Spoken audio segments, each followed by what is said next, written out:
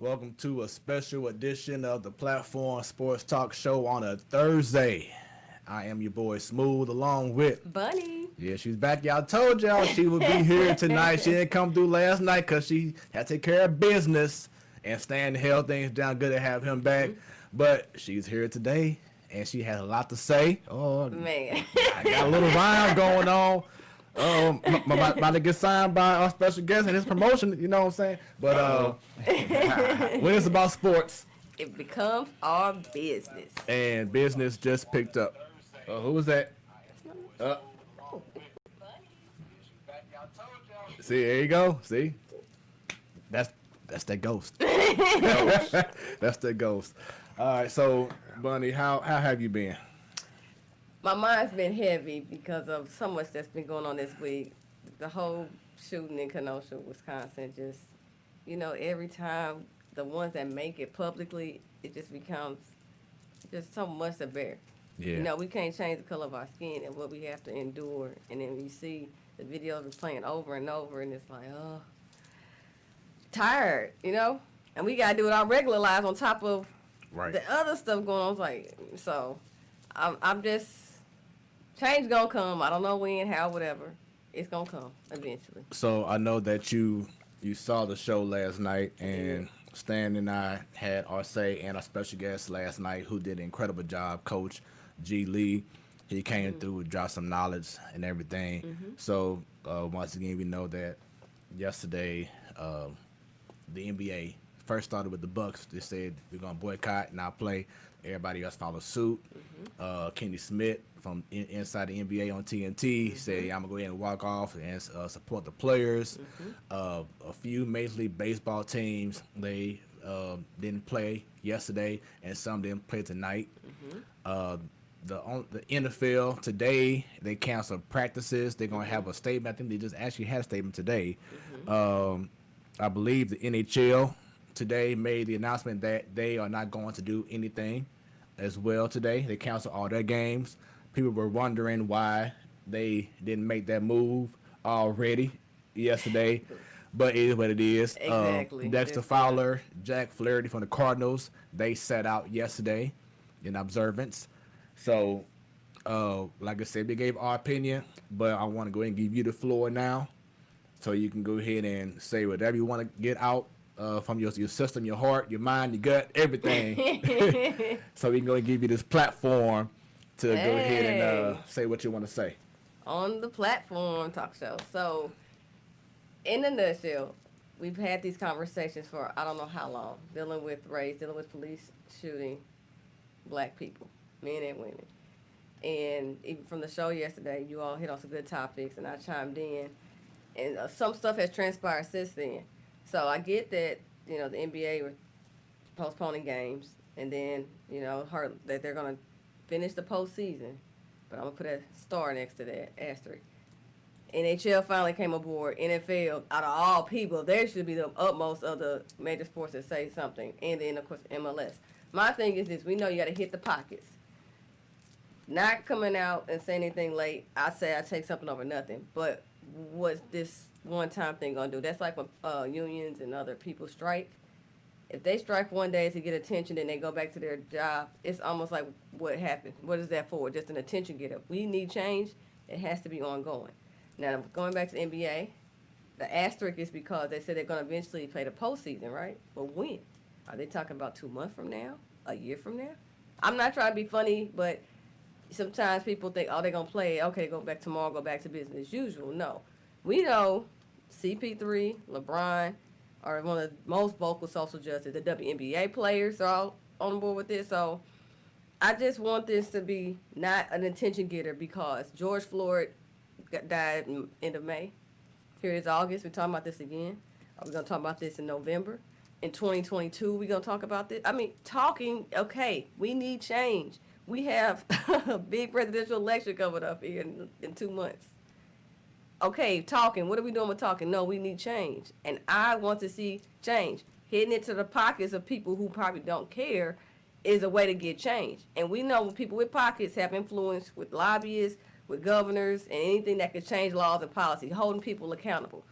I can't be held accountable Because for my skin color, I didn't ask to be this color. But to be treated a certain way, yeah, to give respect, you give it. So what's going on here? Sports is a big way to help, and some people complain, of course, because they just want to take politics out of sport. If I can't take my skin color out of a sport, then I'm not taking politics out of sport. And I'm not even a player. I don't even get paid. But I'm just being real because I'm an avid fan. I love sport. I want to get entertained. But it's bigger issues here because these men on the courts, on these fields, on these front offices, they all are sons, fathers, husbands, uncles to people. You know, it's something, whether you're black, white, blue, green. Come on now. A man wants to be treated with respect.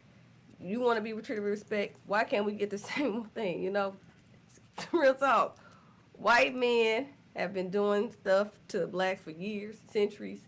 You know, I talked to my grandma today. My grandma's 95, right? Grandma's functioning in her right mind. That woman's from Mississippi. Can't tell me what she hasn't experienced at 95, okay? That woman moved to St. Louis. She was over the age of 21 and couldn't even vote when she moved up here, okay? It was legal, but not for her.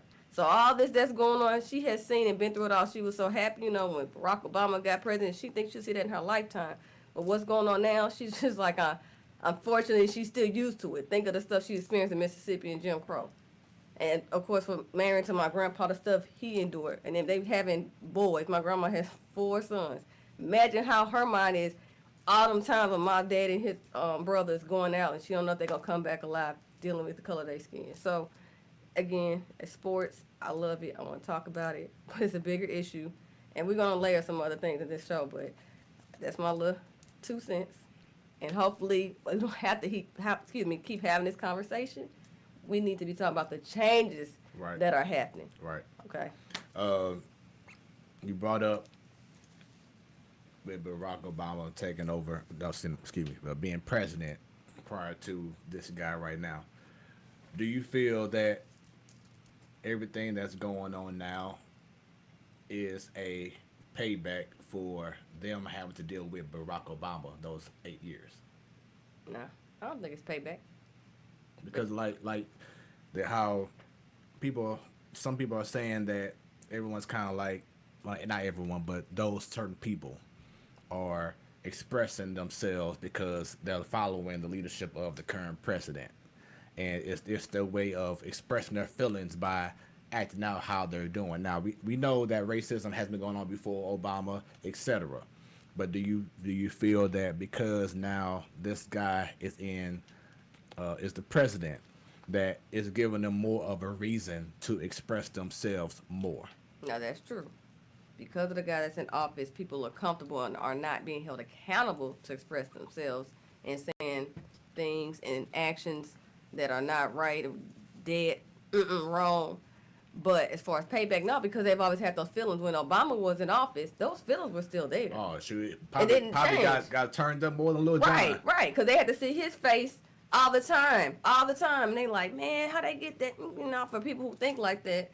But I don't think it's payback. They're just finally thinking, now's our time. We have somebody that can voice and back up what we're saying. That dude's so hypocritical. It's not even funny. And with all that's going on, they have their platform this week. They, meaning the president in office and his colleagues.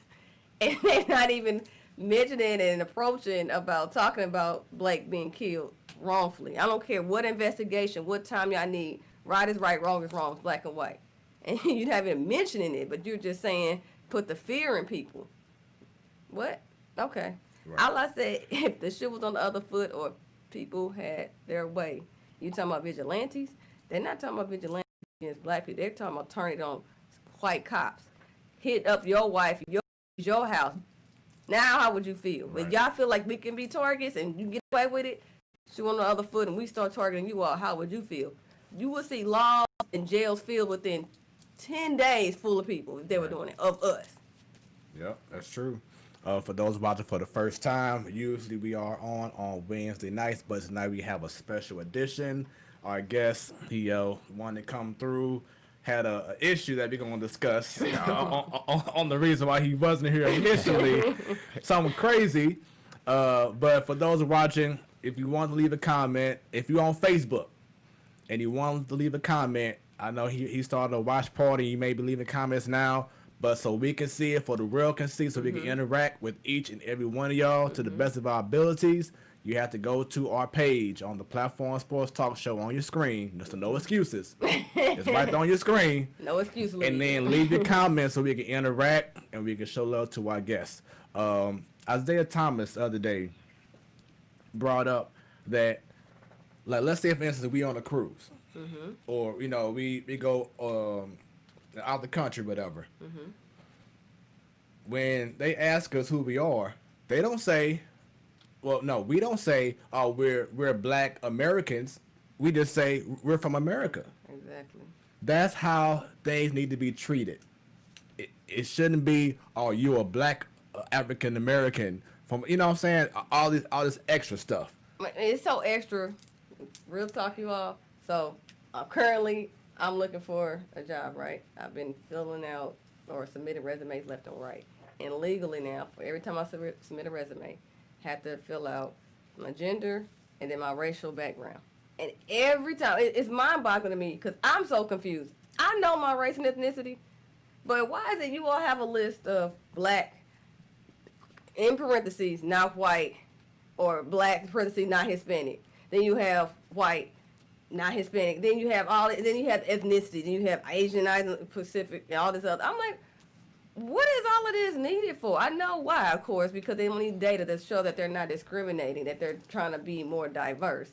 But every time I see this, I say, I bet you in other countries, they don't even know what all these boxes mean. They probably know there's a breakdown of so many races and ethnic background. And this is just to get in employment or let alone an interview. It's like, I have to fill this out every time I submit it. And I'm like, why in America are we still going through this? Really? Right. Well, they always say, specify your origin. I mean, but it then breaks it down. I was like, I didn't know that many existed. I'm like, we in a world where you have, when I was taught in school, 7 continents, but I'm like, what is all this in between here? And then you break it down because it's even funnier. You have white, and then they say you have Black, you have Hispanic, Asian, Pacific Islander, and other things. But then you break it down more. Okay, if you are considered African American or Black, you Caribbean, or you from Central America, or you from Haiti. So, why does all that matter? Do y'all do that as a white person from England? Are they from South Africa? Or are they from? I mean, really? I'm like, this is the only country I swear. So pretty much what you're saying is any kind of job application shouldn't matter race. Just notate if you are male or female, and that's it. Too much like right, but exactly. And this is so small, but it's big because you cannot click apply or submit without having that filled out. Yep. It's at the very end that you put all your skills, abilities, big old and everything. Red bold letters. Please indicate origin. And I'm sitting there like that. And it's funny with speaking with Asian.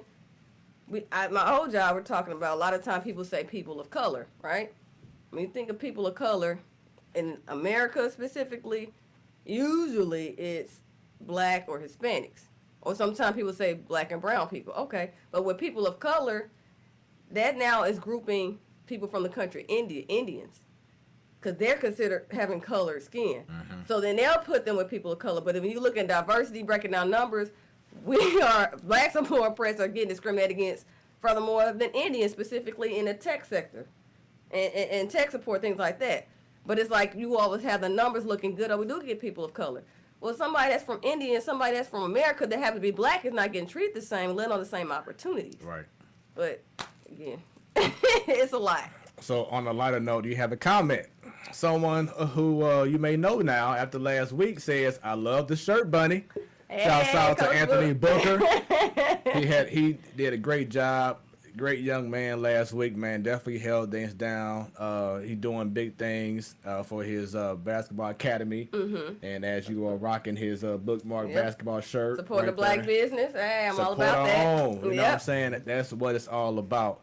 So let's go ahead and get right into it, man. The reason why we're having this special show, this guy I've known since high school, very well respected athlete at the V. Wait, when you say high school, like he's not a young.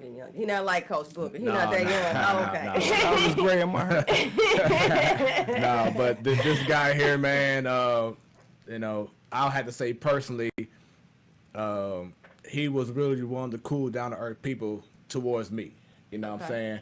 And I always have respect for him, mad love for him, and he's doing big things. He's a coach, assistant coach, not just basketball, but he got tennis going on, football. I mean, he's doing it all. Shouts out to his promotion company, River City Promotion. Talk about that. Right. But it's everyone, like he did a stunt double. Right. All these different places, all these sports coaches. Oh yeah. So everyone, let's go ahead and show some love to our special guest this evening, Mr. Johnnie Cooper. What's going on, brother? Oh man, not much, man. I appreciate you having me, man. And it's it's much mutual respect here. You already know that. That's what's up, brother. Hey, look, y'all B-side love over there. Oh, yeah. Taking it over right now. Brotherhood for life, That's what's up. I ain't gonna hate on you. I appreciate that. So before we had the show started, like the last time we seen each other probably was like your senior year in high school. Senior year, 98. Yeah. 98. Oh, I better do better now. Come on. Oh, yeah, we have. I mean, all of us as a whole, like I was mentioning to you before, like, Coach Dixon, man. I mean, he bringing back so many memories. Yeah. And we have to have a reunion. Got to. And have to. I did see a post a while back saying that we need to come together and do something. Mm-hmm. So let me know so we can go ahead and provide, that platform, pun intended, to make this happen. For You know what I'm saying? We got so many connections, you know what I'm saying? So we can make this happen and get something going, bring everybody together, a special night, just celebrate life. Exactly. Oh yeah. Because like I've been saying, I made this comment on a couple of posts under Coach Dixon's comments. Like, if we can bring a community together, and we was in the heart of the Blue Mire. Right. In the inner city. I mean, all of us, during that time. On Grand, right? Oh, yeah, on Grand. Okay. Most of us call ourselves gang banging and hustling. I mean, we from different sets. Really? Okay. I mean, one man brought us all together on the court. And we showed love to each other on the court. Then eventually our family started showing love because they wanted to come and see us play, Yeah. Okay. And, I mean, we brought the city together. Like, everywhere we went, that. I mean, football, basketball, no matter what it was. For Shine was the heart of the city. It is. Not taking nothing away from the other high schools, but, I mean, we was about winning. Like I told you, I ain't offended. I'm a Metro graduate. So I don't tell too many people that, right? Because we come to sports, y'all know we over like, but I appreciate y'all. So I'm showing the love for y'all. Girls team held it down. I mean, in that little corner over there in Central West End. But much love, y'all little corner right there. Shouts out to the GOAT 314. He says, "Let's go, Coop," and then Coop, "Let's go, bro." So shouts out to you, everyone watching. Go ahead and hit that share button. No matter if you're on Twitter right now, you're on Facebook, you're on YouTube. Hit that share button. Let's get more people to tune in and get in with this conversation. Let's show this man some love right now. So before we go any further, explain to everyone, if you don't mind, the reason, because he initially had planned to be on the show about maybe a month ago, but something happened. So if you don't mind, let everybody know. Do like that, man. Hey, we gonna try to find some humor in your little crazy. We gonna find the bright side too. The whole thing is, we know it wasn't your fault. Right. Not at all. You know what I'm saying? So if you don't mind, let's let everybody know what happened. What had happened was. All right, what had happened was, okay. All right, you remember Mike Harris from Vashon? All right, Yeah. Everybody know him as Goofy Mike. Right. But, hey, that's my boy. We still hang together now this day. He like what? Like 6'6", 6'7"? 6'8". Yeah. 6'8". And I'm like, man, this dude, he need to just stop playing around and let's go. I mean, He that was a baller. Oh yeah, that 9-7. He part of the 9-7 crew. During that 9-7 year, we had trees and we looked like an NBA team. Right. Literally. Because like, well, you had Rudy, right? Yeah, we had Rudy. Yeah. Lamont Bonner. Yeah, Bugs. Yeah. Steve Bo, David Dan. It's history y'all spitting all these players. Yeah. Damn, I remember them. Oh yeah. Yeah. So like, we still kind of hang out now. So I was showing him, where to go get some good, discounted tires at. All right. So this guy, Stan's Tires over there on Natural Bridge. Shout out to my dude. Although your dog bit me, but hey, you still my guy. You need some tires. Go over there and holler You at ain't my gonna boy. help that again, so that's what's up. Hey, it won't happen again, I'm telling you. But, so my boy, I explained to him, what Mike needed. So he had us pull in front of the trailer. Like we parked in front of the trailer, right, where the dog was located. Now we pull in. The dog wasn't nowhere in sight, all right? And like, I have like a snack stand that I do, and I was looking for trailer so I could build on it. So I inquired about it. Long story short, I turned around and asked Stan about the trailer. So he told me, no, it's not for sale. I look around, the dog come up out of some bushes, man. I seen the nose on him. I turned around, I just instantly just stayed there because I knew I was in trouble. Then I say, oh, shit, oh, man. So I'm like, dog, please don't bite me. No, I'm just playing. So, man, he just charged me, man. I had to fight him off of me, man. I wanted to do something else to him, but I had to think that one through. Yeah. So hit him in his nose where he's supposed to. He eventually let my leg go. He bit a plug out my leg. So, yeah, so I had to rush myself to the hospital. I had to make Stan put that tire back on, the old one. And I was running lights to get there. My leg was leaking so bad. Oh, wow. So, yes, I mean, it's healing up now. Good. I had to go through the shot series to prevent the rabies because we didn't know how to, if the dogs had shots or not. Come to find out he didn't. Woo! So, good thing I didn't have to go through the old school way, the 28 shots in your stomach. So you go back so that day I had to get 8 shots. Then I had to go back on day 3, day 7, and then I finished up on day 14. So each of the other days was just 1 shot. So it's just different series. Man. Did you send him the bill, right? Oh, yeah. I mean, like I say, Stan, he my guy. He been taking care of the bill for me faithfully. Okay, you know what I'm thank saying? you, Stan. Don't hurt our guests like that anymore. Or your dog, please. I even told the dog people, I'm like, hey, man, it's a good guy. I mean, I didn't want to see nothing happen bad to him, because he been hooking our family up for years. I've been knowing him for years, so.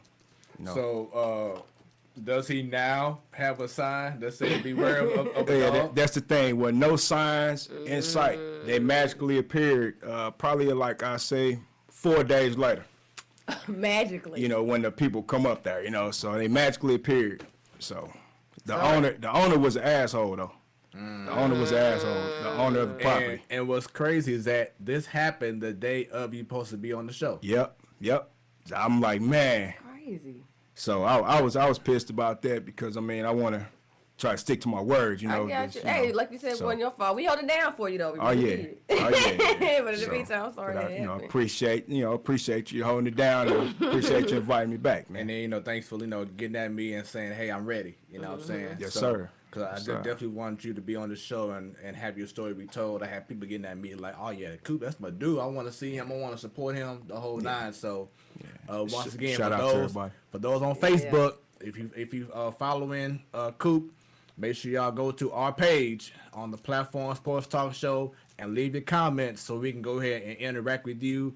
And we can get them questions, we can get them stories in. You got anything funny you want to bring out, whatever it is, this is the time to go ahead and show and give this man his flowers while he's alive. That's why I want the B-side crew to get together. Y'all alive and good things. Hey, usually us women like to play in that stuff, but hopefully y'all guys can figure this out. Okay? Yeah, we got to get better at communication. This is the thing is us men. We don't know how to communicate with one another. I ain't gonna go side left with relationship and communication, but yes. But that's the thing is Shaq made a good comment, during the tragedy of Kobe. It's like we need to start reaching out to each other more. I know we all, older now and we have our own things going.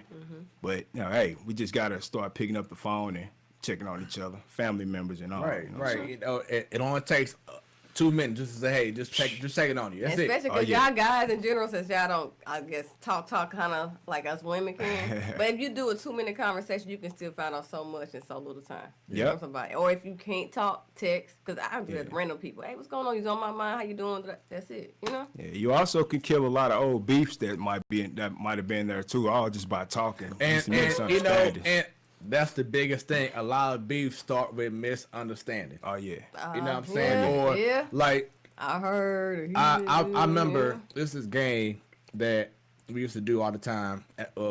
When I started at my job doing orientation, I've had multiple orientations with different jobs, whatever, in which they would do a game in which you would have like maybe 10 people in a line, and the first person they'll have a note and they'll say, just say something funny like, the horse went to the barn and escaped, whatever. And you're supposed to go ahead and tell that next person what that note said. So by the time it gets to the 5th or 6th person, all of a sudden it's going to say that horse went home. It's like, what? You know what I'm saying?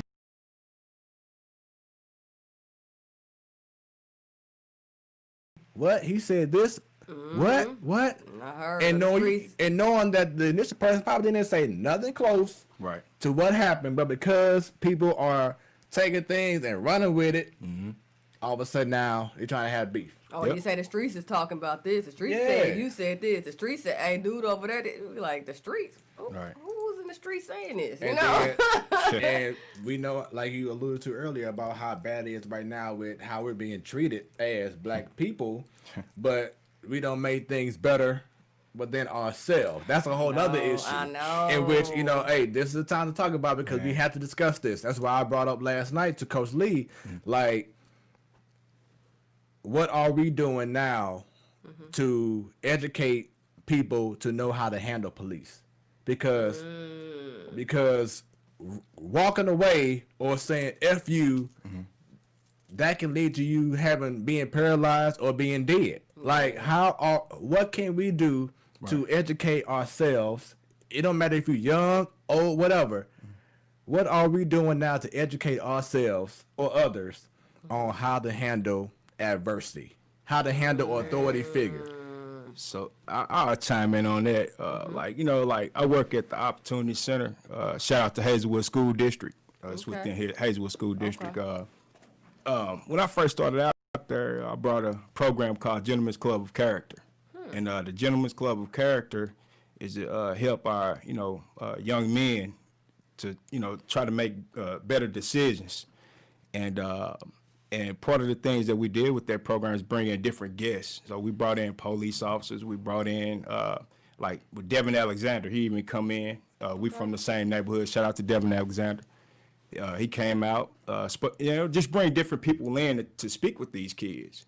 And once they see, because we could tell them all day long. Once they hear one person keep saying something, but if they can hear different people from different backgrounds, like we don't just bring in our kind. We bring in whites. We bring, different guests. That's about professionalism. Okay. So to piggyback off what you're saying, like, we teach them about, I had a police officer come in and say, hey, look, this is what you need to do. If you've ever been pulled over, raise your window down a little bit so they can see.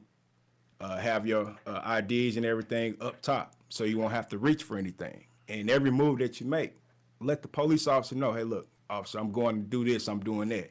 So now you communication. So now you helping ease this, de-escalate the situation. We know police come with things on their mind. They come to work with problems. They come in stereotyping us, and I'll get to that in a minute. I come from where I come from, So, I know how it's going, It's just, if I can help a kid out and show him the way so he won't make the same mistakes I did or as we did, hey, we got to help lead them in some direction. That's good that you had that program, and I'm So- glad that you're trying to help out, our younger next generation that, hey, let's try to correct some of the stuff that's, happening or what policemen are doing to people that look like you per se. So if you were addressing to them now, you said different voices they're hearing, hopefully that's impactful. Sometimes, it takes younger people, maybe not right away, or 5 years, 10 years, maybe to grasp it. Hopefully they grasp it before they get into too much trouble, but at least you started that program to try to get it going, so that's what's up. Yeah. I want to show this clip. This is something that I haven't seen the full video. All I know is that people have been tweeting about it today. Giving a shout out to Max Kellerman from First Take. Before I do that though, Brian Baker says, "Coop, what's good, bro?" What's up, B? How you doing, man? And then we have Tiffany Simon says, "For sure, bro. You did that, bro. 100. Too real. We had enough consequences and repercussions." So I'm gonna play this clip courtesy of ESPN First Take, and it's been trending on Twitter, and I want to go ahead and play it, and then give us your thoughts, y'all. But so I see it as a broader issue. Just when Kaepernick kneeled, and specifically it was about police brutality. But I saw it as a larger issue of basically just social justice. There is systemic injustice toward black, and you can look for it in issues like law enforcement, where in Idaho a couple days ago, in Boise, into a state building, where the legislature was meeting, armed, many of them armed, white, maskless. They weren't wearing masks or enforcing Uh-oh, wait a minute. Internet is social tripping. distancing. Men, some of them belonging to right-wing militias, pushed past police and filled the pews, or whatever you want to call the seats, which were supposed to be spaced out for social distancing, because we're in a pandemic and it's actually hitting there very hard. And they were not stopped, and they were not confronted or arrested. And afterwards, what the officials said was, well, we didn't want to escalate. Sorry, y'all having a little internet issues, so bear with us. See if it Violence. Come back here. Now contrast that with peaceful protests outside the White House when Trump had a photo op across the street and a secret police force, which may have been illegal. Just buffering. It's all. They had no identification on them. Started dispersing the crowd by force. Imagine now it reversed, that there was armed black men, maskless, pushing past police into a state legislative meeting and breaking rules once they got there. What would happen to them? Do you think the response of law enforcement would be, well, we just wanted to de-escalate? There's not a chance, and everybody knows it. So I look at it really as a larger issue, and the larger issue is black life has always been cheap in this country, and it's time it starts getting more expensive. Thank you. Thoughts on that? I mean, he say black lives cheap. I mean, what about the Mexicans? They work. I mean, they treat them bad as well, you know. But it just, I don't understand. Like, you know, we allow a person to come in to run a country that don't have a political background, you know. Right. And all his businesses wasn't even ran right. If you do the background and history behind him, you know, and it's like, we allow this guy. You know, I say we because we didn't show up those we don't make every 2-year votes count, and that's what really count. That's what hurt us. The every two. Let's get these, you know, the governor, put pressure on him, put pressure on his mayor. You know, I mean, Kim Gardner doing a great job because Shout out to Kim. Before Kim, police can come and just say we did something, and you know, prosecuting attorney just go with it. You know, so I commend Kim Gardner for standing strong. You know. And, you know, she beat the hell out of that lady she was running against. Right. You know, I was trying to falsify information against Kim, you know. So she making the police do their jobs. I feel what Max said, nail on the head and then some, but again, there's so many layers. Yeah. And I was trying to put this in a little box for this show and then another show because it's so many layers. Yeah. If you mentioning Kim Gardner, prosecuting attorney, and the police are painting a bad picture on her, specifically police unions, and they have so much power. That's a lot of the reasons why these policemen are not being held accountable who shoot unarmed black men. The police unions have too much power. I'm for unions. I'm pro-union. I get them. But it's just a different layer with the unions. And when Kim said, I'm not here for y'all shenanigans, and they started trying to put her as a bad person, us black people who know how they do what's, because it's a trickle-down effect. Not only was a previous, let's say, prosecuting attorney or whomever will let these cops come in, lie on black people, that pipeline put us in jail. How long are we in jail? And then you're in jail for so many years, you get out, and then you get a job, you got this on your record, we don't want you. I mean, that's just so many layers, and that affects our community to a whole nother level. And if you're not knowingly research or don't have it affect your community, you just like whatever. And it shouldn't be like that. But again, everybody has their own world. But I feel what Max is saying. If blacks were to do what the white men did that in Boise, I would have painted all the black people that were there. If they were the most perfect on paper, they still would have painted a bad picture, dehumanized them, and not just killed them on sight. Of course, they probably chopped off their limbs and stuff and probably lynched them. I mean, you know, black. It's one thing we already getting treated wrong, then we get killed, and this is how you get it done. Blake got killed in front of or shot at kids. What? Yeah. You know how much emotionally traumatizing that is, and that's another layer. How many kids are dealing with that see murders and all of that, are seeing this years later? How does that affect them? And then you wonder, like, you have your program, these young men, you try to, you know, to give respect, you get it, but just like they don't have respect when they see these policemen doing this to people that look like them or their aunts or uncles or whomever. You know, it's crazy. Glad Max brought that out. Again, it's having conversations, but we need that change. And you hit it every 2 years, because it's not just who goes in the White House to represent this country. The laws are written by congressmen every 2 years, senators and representatives. The Supreme Court justice, of course, is picked by the president. We need that because, again, the national voting rights law got off the books. That was Supreme Court that did that. But when you have people being conservative, it doesn't work. But if you had more Democrat or liberal people, it helps. Like, hey, we need these voting rights. Y'all trying to suppress people for a reason. You're scared of them, specifically black people. You're scared of us. We gonna come out and vote and try to, you know, run on y'all parade. So, yeah. It's just frustrating. I'm like, I'm tired of talking about it. You know, I mean, how much more talk do we need to have? Exactly. I said change. You know? We should not keep having this conversation every few months. I need to change. That's I vote. You vote, but what else? So today it was a post that Michael Jordan, who is the owner of the Charlotte Hornets, he reached out to Chris Paul and to the NBA, what is it? NBA, PAs, whatever, Players Association. What can we do? You know what I'm saying? What can, as an owner, and this is what we had the discussion with Coach Lee last night, is the players, especially the black players, are always putting themselves out there to make a stand.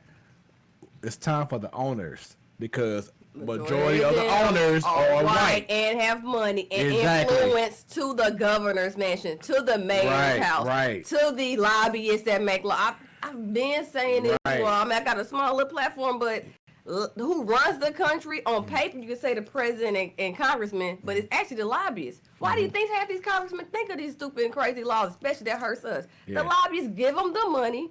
Okay, put this on the law, get it passed. We got everybody in our book.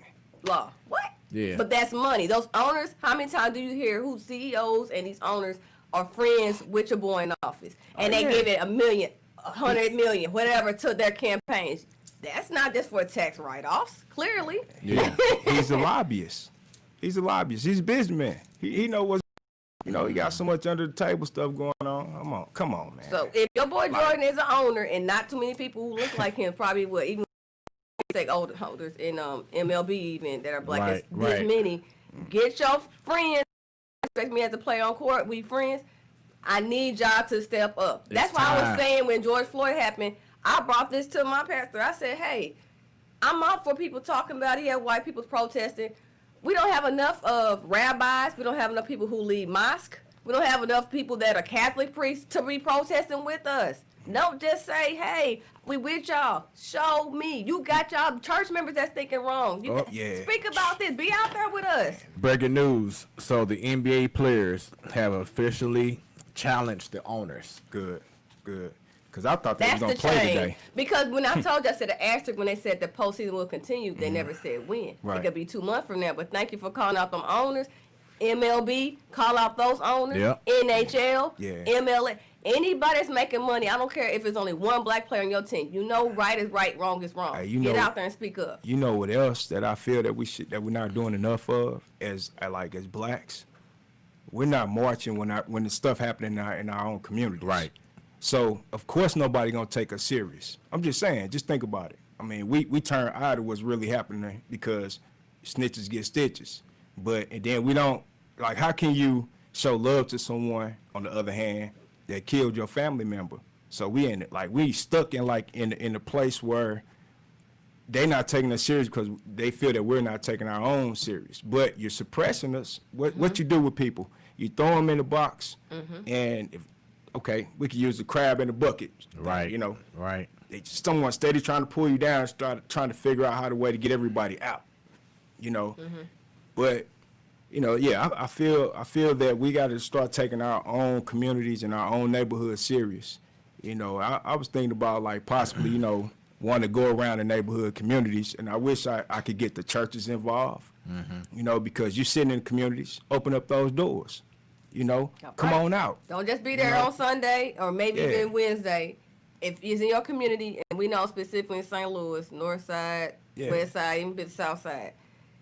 When we protesting during the middle of the week when it's nobody got shot by a cop, but it's like, hey, I'm tired of our community being in the news for us hurting ourselves. Right. And then we can also call other people to, hey, let's find some solutions. So protesting, I'm for that. We need solutions and change. So yes, those churches or those community centers or whatever, what are we doing? I mean, I can do more, but at the same time, I'm like, one person can't fix it. Two people. I'm part of a community service organization. We can do a little here, a little there, but it's enough blacks that can help change this. And it don't have to be somebody that's 20, 30, for all ages. Just be out there showing that you care. I mean, people have protested when you're talking about black on black. We have, but I know it's like the street, you know how it is. Something you just don't, and I'm like, when are we get to, I don't know if we're ever going to be able to grow out of that. I'm not sure. I don't know. But you may have a solution. I don't, but I'm here for it to try to help. I just do a little bit. But I also Mayor Lotta Cruz, she goes outside of our communities to reach for help. You know, I mean, like go hire some people out of state to try to come in and fix what's going on. No, that's the wrong way going about it. Go into the inner city. And let's open up these community centers back up, community education centers. Just think about this. When those was going on, you had after school programs that kept kids off the streets.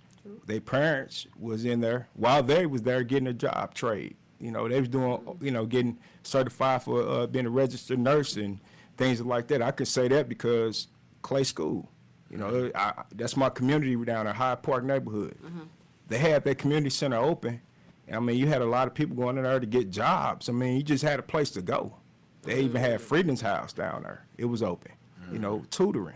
It was getting the kids off the streets. They didn't have to go because, they had to go to Herbert Hoover or Matthew Dickey somewhere to go get some. Come on now. People were scared to go in different neighborhoods. I mean, the color's it's not all about colors no more. It's about your territory, in your neighborhood now. Right. But it's still pertaining to a color when you think about it. So it's ways that we can fix it, but it's gonna start with us. We got to go around and I guess lead by example. Lead by example. Once again, this is the Platform Sports Talk Show. Normally we on Wednesday nights, as you see on your screen, but today we having a special show because my man Johnnie Cooper, who I ain't seen since '98, is here on the show, and we have a lot to catch up on. So I want to ask you, man, something that we always ask our guests is when did you find your love of sports? I found my love for sports, I would say at the age of 10.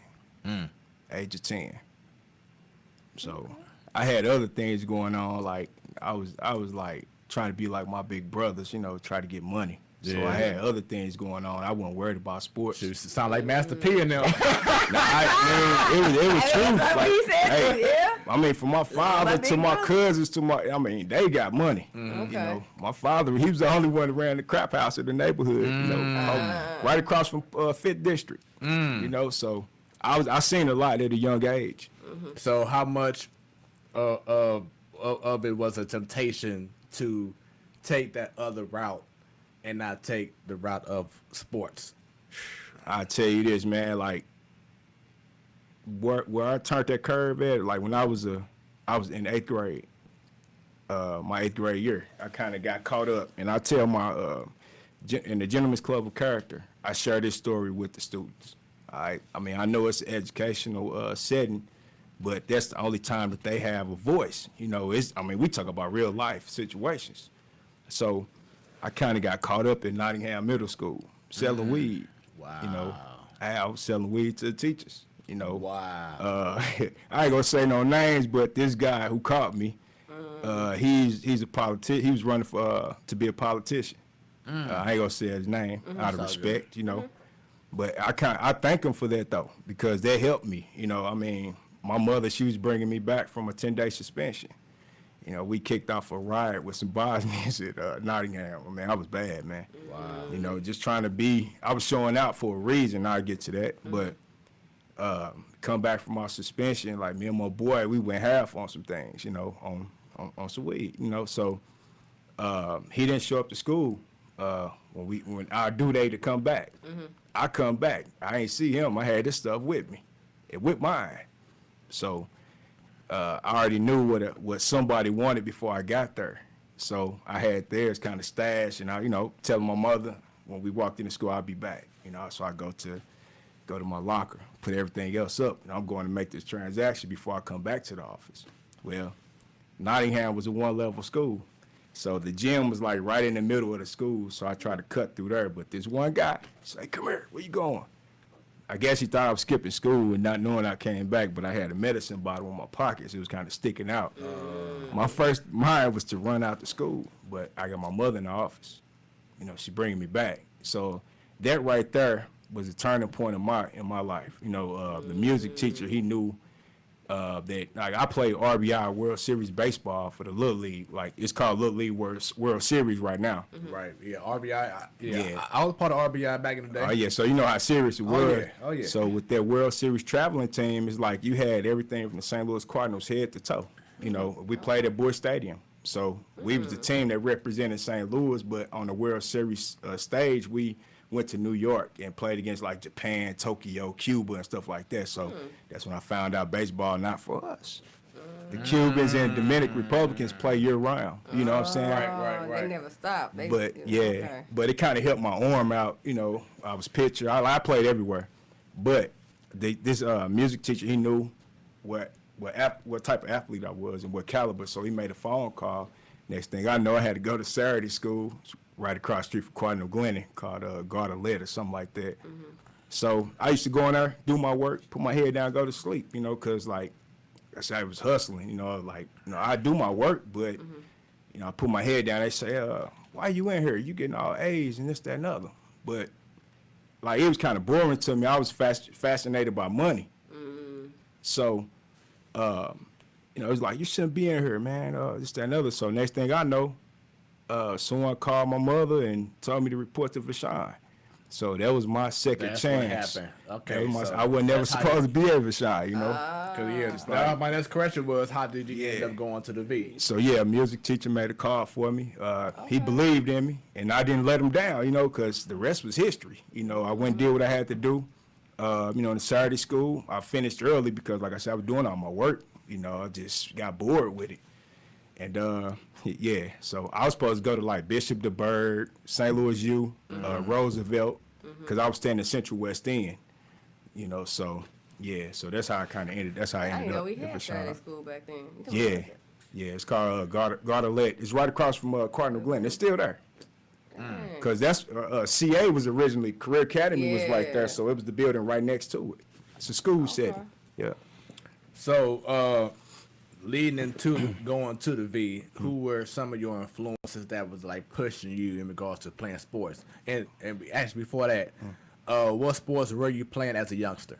As a youngster, I was gonna play football for Matthew Dickey's, but like I said, I was getting in trouble. You know, so Mom's pulled me. She snatched me. I was like supposed to be on that team with BG, Brandon Gregory, and Clarence Jones. You know, so yeah, so I got pulled from that and got pulled from RBI. So by acting out. Weren't you? Well, yeah, I was, but at the same time, I was kind of happy because I could sneak out the house. No, it's playing. You know. He can be bad even more. Hey, Mom never had to go to work. So hey, you know, so pretty much you had that awakening. You know what I'm saying? That when the issue came up, when your story, you had like that, okay, let me get my shit together. Yeah, exactly. What made me get my shit together was seeing my mother crying at the office, man. You know, so yeah, so there ain't nothing worse than seeing your mama cry.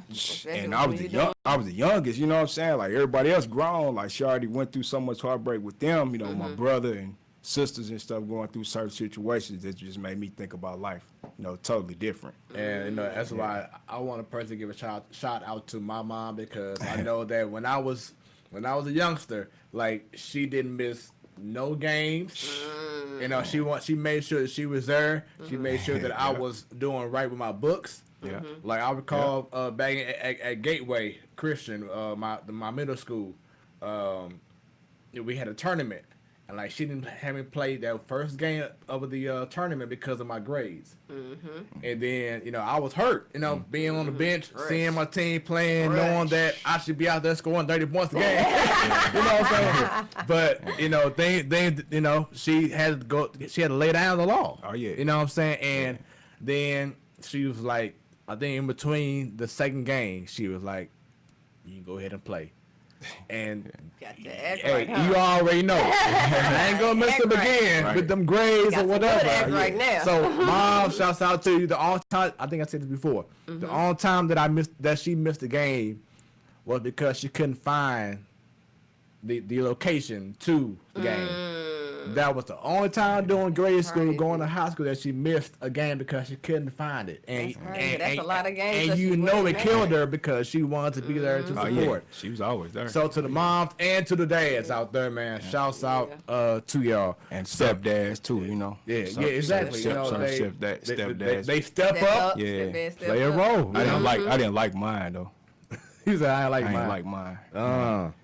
So, go to the V, man. What was your initial experience when you stepped to the V, knowing what you already knew, that they were already a powerhouse in basketball and everything? What was your initial reaction going to the V? To be honest with you, I didn't have no reaction. So you weren't intimidated? I wasn't from the intimidated. name Like, and all I that? mean, No. not to say this, like I was like if you be in the streets and see so much and you see so much happening around you, like you don't get intimidated by certain things.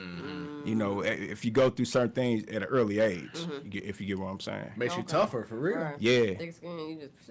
Yeah. But when I came in, like I was in the gang. I ain't gonna lie, because around that time, that's when Colors came out, the movie. And in my neighborhood, if you say the wrong thing, like all of my families, and like I don't promote that gangbang and stuff, because this is why I try to talk to the kids about. But if you be real with them and be genuine with them, then they'll understand you more. They can relate, or at least Yeah, know a little bit of it. Just have some type of relation, it relates with them. So when that movie came out, it's like all my family from the north side, they were all Crips.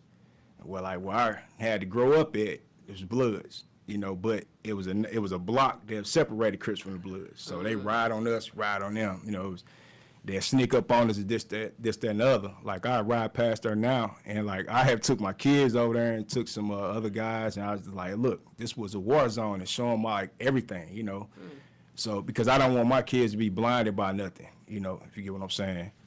Because I tell them, you gotta be street smart and book smart.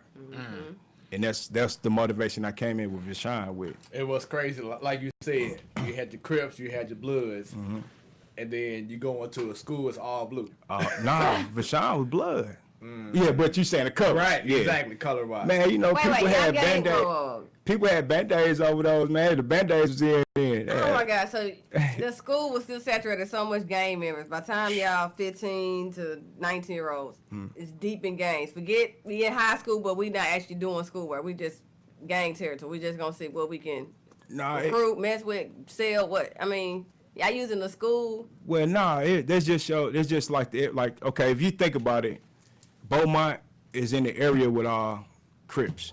So Okay. and then they colors matched. It was kind of crazy, but you'll understand. Like, so Vashawn is over and by the JVL, and this, that, and the other. Roosevelt's pretty much on the south side, so it's pretty much mixture of everything. Sodan, they didn't pretty much have too much of nothing going on with gangs because they had international kids. Right. You had Southwest over there when they was open, because they had just closed, I think, in 93 or something like that. Yeah. So like the different communities represented different colors and different gangs. So that's how a lot of gangs ended up into one school. Okay. So that's how it went. But although, like I say, Floyd Irons put together that team, and we all came from different backgrounds and different areas in the city. So we came together and we was winning. You know what I'm saying? What y'all doing? Yeah, buddy. But we was from different areas. So like my family members, they from like where they from, like the Water Tower. Okay. And I got my blood partners up here with me who I run with. They almost clashed in school. Wow. Oh. So just So imagine this being on in the a middle daily of that. basis, and y'all would have these clashes. Because I'm thinking, how do you concentrate on being an athlete? By the time you say this, you weren't intimidated with V-Side's reputation for basketball powerhouse, but you're like, all right, I'm gonna come do my sports thing. But then y'all having clashes in the hallways and stuff with games, but then you're still supposed to perform on the court or whatever. Like, that ain't bother you or that didn't distract you at all? Like your family, your friends? Not at all, because Really? I mean, you could be walking to practice and be in the middle of a shootout, you know, down there where he was at. Am I lying? I mean, the Blue Mire was right there. Right. Right there. I used to take the bus to high school. By the time I was in high school, we took the bus. We did. We had a lot of Beaumont people we dealt with. Yeah. So I can't recall like the initial instance of you and I meeting each other. But what do you recall just from the time at the V and how you and I met?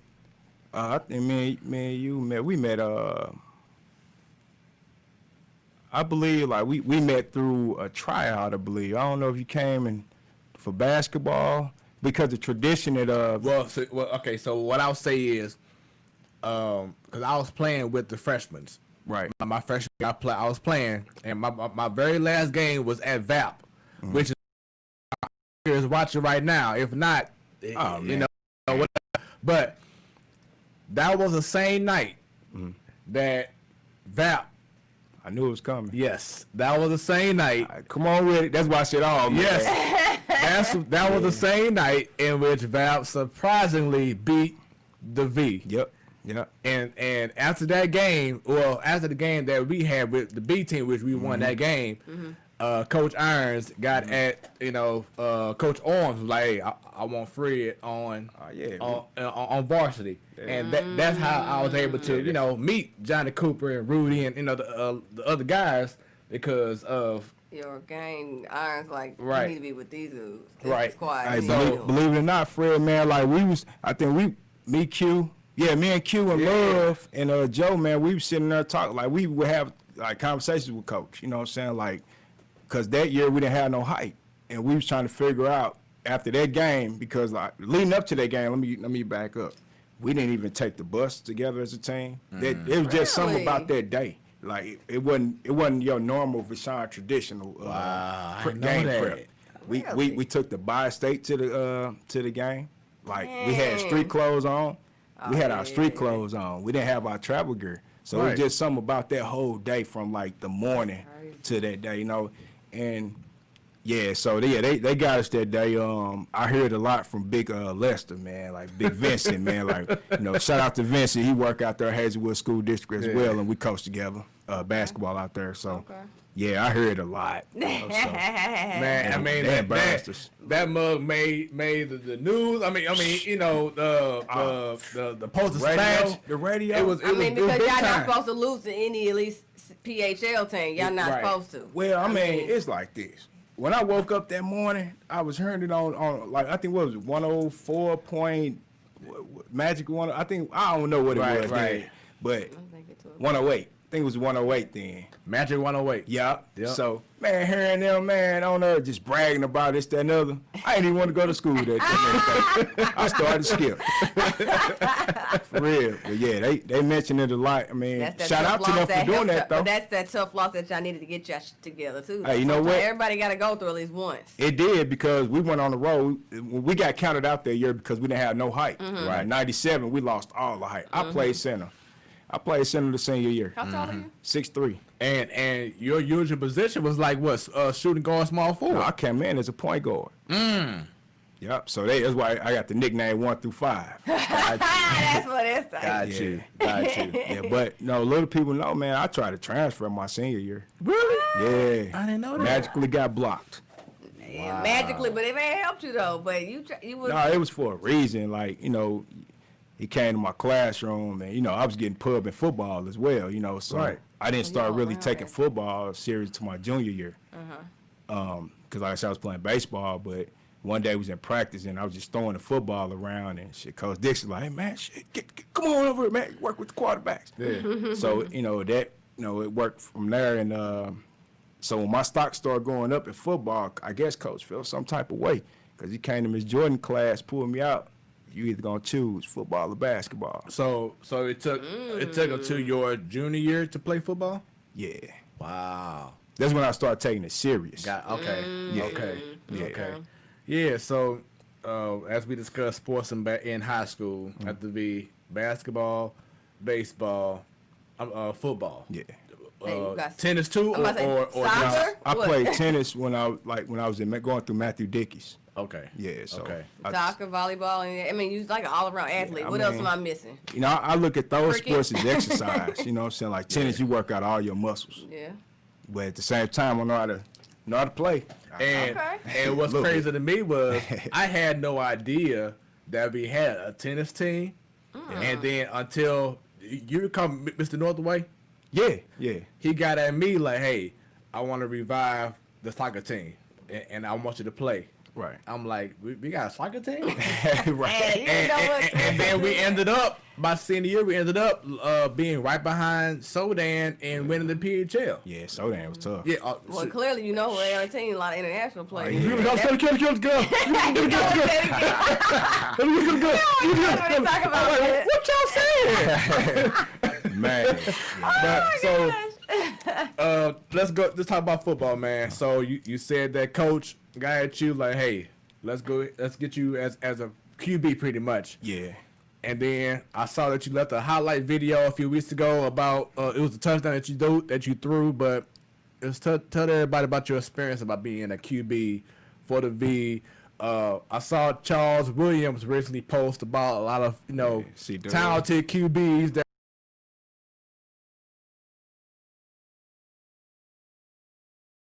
for the V and during that time.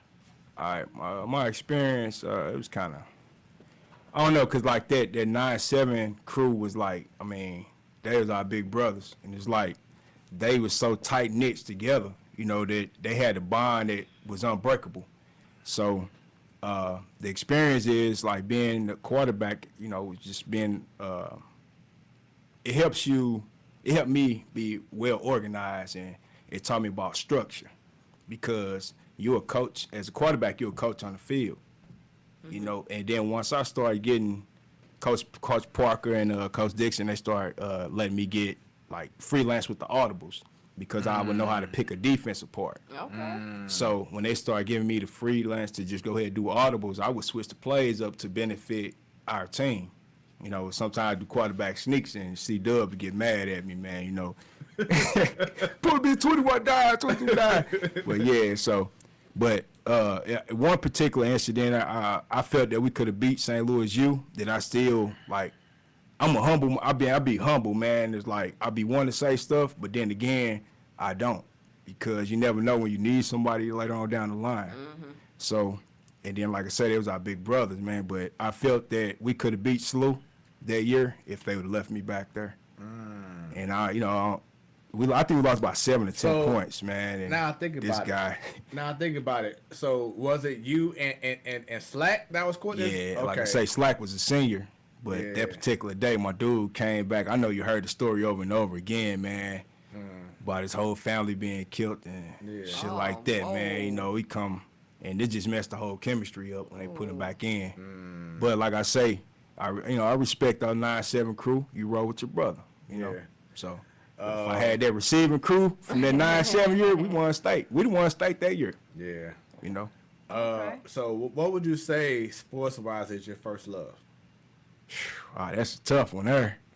I say football. Okay. Although like basketball is like right there, man. Cause like I even played in the ABA recently, like about a couple of years ago. Okay. Not for real? And yeah, I got called old head. Show them little young bucks what you got. Yeah. Like I was on that 2013 championship team that was here with St. Louis Hawks. Okay. Yeah, but Nice, we nice. linked back up with Coach Irons. He was the head coach, and got a chance to run with Polk and Bobby Hill. Yeah, Bobby Hill. Yeah, so we was the 3 from Vashon. Okay. So yeah, So now we talked about it. You talked about it earlier how y'all didn't have the normal traveling experience going to VAP for that game, but just overall, your experience playing for the V, playing with Coach Irons, and just doing that time frame, because everyone knows like you said, when it comes to the V, you come to St. Louis, or when you're playing the V, you know it's gonna be a different experience than going to any other, you know what I'm saying, high school. So your experience during your time playing for the V and playing with Coach Ernst. Man, it was kind of it was up and down because it's like my father didn't really like talk like how like he tried to be a father figure and he say certain things, but you don't hear that in your own household. And then like I said, I didn't like my stepdad, so I didn't respect him. So I look at Coach as a father figure because I was ready to hurt Coach one time. We was in Chillicothe. Because I recall being out there. Yeah, I don't know. Yeah, was you there? Yeah. He sent me and Love to the locker room that day. Tried to make he told me you ain't like that. Oh nah. See, everybody else was running around having fun, right? But it was because I played football. That he felt some type of way about that. So it's my senior year. I took a shot. And he didn't like it. But I'm going for the win. But he didn't like. So he sent me to the locker room. I look back. I see Love. I say, damn, what you come there? Man, he sent me too. So that day I said, man, we get back, I'm hurting you.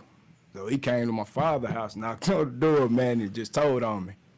But I respect Coach because he made me out a young man, you know what I'm saying? Like I didn't have no structure coming in for real. So I respect him, and like he kind of the reason why I'm coaching, because I look back, he taught us life lessons through the sport. And that's what I do now. I use that approach now. Okay. So I respect him. Shouts out to Tara Banks. She says, Coop. What up, T? How you doing? Once again, for all those watching for the first time, this is the Platform Sports Talk Show. I am your boy Smooth, along with Bunny. And we have special guest, Coop Dog. There it is, Coop Dog in his house. Make sure y'all go ahead and subscribe. Click on that. The bell. I need to get the bell, right. The bell. Y'all see our information on the screen on Twitter, on Facebook, on Instagram. Go ahead and give us that follow. We've been going 3 years strong, y'all, consistently every Wednesday. Tonight's a special night for my boy Coop. Oh, yeah. Glad to have you on the show, man. And share this stream with your folks. Let's go ahead and get as many people tuned in right now. If you have comments, questions, etc., let's go ahead and leave them questions right now. You can leave them under the Platform Sports Talk Show on YouTube or on Twitter, or you have to be under our name on Facebook so we can see your comments as well. So going back to the V, man, basketball-wise, how did it feel? I know you said that y'all won state championship and everything. How did it feel just being the ish? During that time, man. It really, like, I really would, like, I don't know, I say this, we were celebrities in high school and we didn't even know it. Yeah. We didn't even know it. I'm about to say, other people knew. I said, y'all the big men of the city. Yeah, I got V-side basketball, talking about 90s, and then even now, it just carries that weight. And we talking about not just PHL, St. Louis County, St. Charles County, other side of the state. V-side reputation is there. And in the 90s, we ain't got no social media, we ain't got all that. Right. Everybody still talk about town. Y'all and Cardinal Ritter. Everybody know. Oh, yeah. Shout out to Cardinal Ritter. Right there. Powerhouse for basketball. Oh, yeah. Y'all was that deal. So, y'all may have known as players, but everybody else knew. Like I said, I have family members. None of them are V-side alum. Didn't, necessarily grow up around V-side, but people still talk. And then, everybody keeping up what's going on in the papers. Right. Y'all were always mentioned, I'm telling you. So, y'all didn't know that, but other people like me, I used to read Post-Dispatch every day for all the sports section. Like I said, Little Old Metro, you knew that. And then, like I said, we knew people in other schools, other districts. Y'all was that deal. Appreciate it. The GOAT 314 says a good job, bro. Thanks, bro. How you doing, man? How you doing? So, as cool as the person you were, I recall a few times in our old locker room at the pit, you was a prankster too. Oh yeah. Get a little silly. He was a prankster. That was at senior nights, man. It was done to us, so we had to pass it down. I didn't hear one of them. I want to hear one of these little pranks.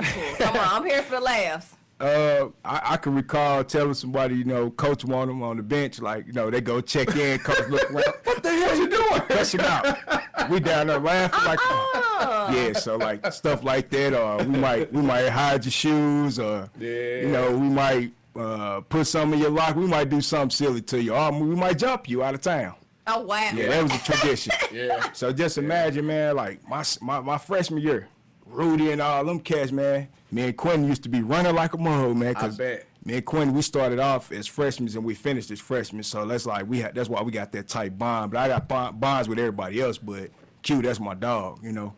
How you doing? Man, I haven't seen him in a while, but Really? last time I talked to him, we sat down and talked. We actually had lunch together. He came and checked on me, and he just be working a lot, man. He's a workaholic. You know, shout out to him. Yeah. So we talked about football. We talked about basketball, man. Baseball.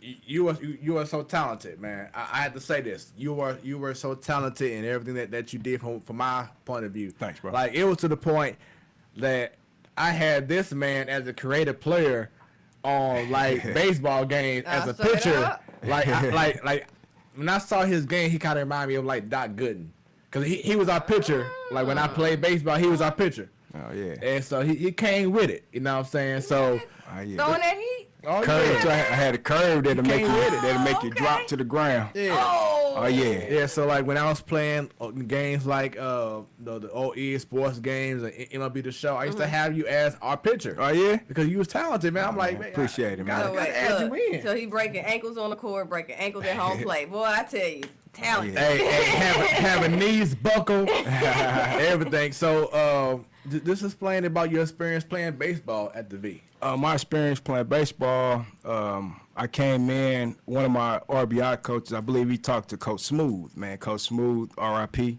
was our baseball coach. Not me. Hey, look, you back here. Yeah, but Coach Morris. You remember Okay. Coach Morris? Yeah. So he gave me an opportunity, you know, just come in as a freshman and jump right on varsity with the guys. So I had to grow up early. But he saw that talent early too, though. As a Yeah. freshman, man. Yeah. Because it was like a lot of schools, like I said, Bishop DeBerg and SLOUIS, a lot of other like private schools that was trying to get me to come play baseball for them. But when I got in trouble, a lot of them faded away. So, you know, when Coach Irons reached out to me, I felt that was kind of like genuine there, because when everybody else was like, you know, turn their back, he like, come on, bring them over. I can change them. I can help change them. So overall in basketball, did you win one state championship? We made 3 appearances, but the closest we got was 3rd place. That was senior year. Okay. Because when you think about it, second place, St. Charles West, my freshman year, Ryan Robinson, them, they got us. Yep. My sophomore year, we didn't go because the coaching changed. Not to take nothing away from Coach Arms, I guess it just wasn't our year. That was the year we lost to Johnnie Parker and Tate Decker and Webster Groves. Webster Groves, yeah. Oh, okay. Matter of fact, Johnnie Parker is going to be a guest in a few weeks. Oh yeah? Yeah. Okay. Shout out Johnnie Parker. Yeah. Okay. Yeah. So then my junior year, we lost to Independence Truman. Yeah. And that year there, man, that was an interesting year, but I'll get to that then. Senior year, we took 3rd. Okay. So we the height difference, we lost to Lafayette. They had Archibald and I forget the other. BJ Jefferson. Yeah, but I'm talking about the height. Oh, okay. You know what I'm saying? Like, because Quinn, he wasn't used to checking those big guys, and they kind of kept 2 bigs out there. Right, you know? right. So they kind of stretched the floor out on us a little bit. So feel free to go ahead and tell us a story about. Your junior year, Yeah. independent. Junior year, you know, I had got called to the office, and we was actually going headed to state that year. We had just beat DeSmet. Yeah, no, was it? Yeah, DeSmet. Yeah, we had just beat DeSmet, and my girlfriend at the time was pregnant with triplets. Wow. Yeah. Not one, not two, but my junior year, yeah, 3. Right, not one, Man. not Yeah. 2. what 3? Yeah. Shoot. Yep. Almost a basketball squad right there. Yeah, so I got called to the office. She went into labor, and she was it was too soon for them to come. But come to find out, one was stillborn, and which triggered off my other 2. So I'm sitting up there, you know, had to go through that experience. You know, I had like 2 of them lived for an hour, and I had them in my hand, you know, and just like, you know, coaching them flew me down to state after that. So going down there with that mind frame, I went off down there in the game. You know, I think I was the leading scorer my junior year down there against Independence Truman. But yeah, so I like that kind of triggered me off right there a little bit. But yeah, went through some stuff in high school. Like people didn't know that. So I'm sorry to hear that. yeah, Wow. so I know that you have been dealing over the last few years with health issues. Yeah. Like you had a cancer scare. So how is that going right now? I mean, like we keeping it monitored. It's just sitting in a bad location. You know, renal carcinoma. But what keeps me going is coaching. You know what I'm saying? And with kids and doing what I do. You know, it's keeping me going. It kind of be in the back of my mind. But you know, I'm still seeking out certain things and waiting on the doctors to. I'm leaning towards going out of town to get surgery done if it comes to that, but I'm trying not to go through that route with surgery because I know from because I pay attention to what Boosie went through. Like Boosie had the same similar situation going on with he had renal carcinoma, and when I was looking at certain things that he was going through, like hemorrhaging and stuff like that. Like if I go through something like that, I'd rather for him just take my whole kidney. So it's sitting like in between the kidney and the artery, you know, that goes to your heart. So, yeah. So I mean, like I say, you know, football team, basketball team, you know, just coaching and stuff like that just keeps me going. You know, just keeping my mind busy. So to get through the V, did you get any offers?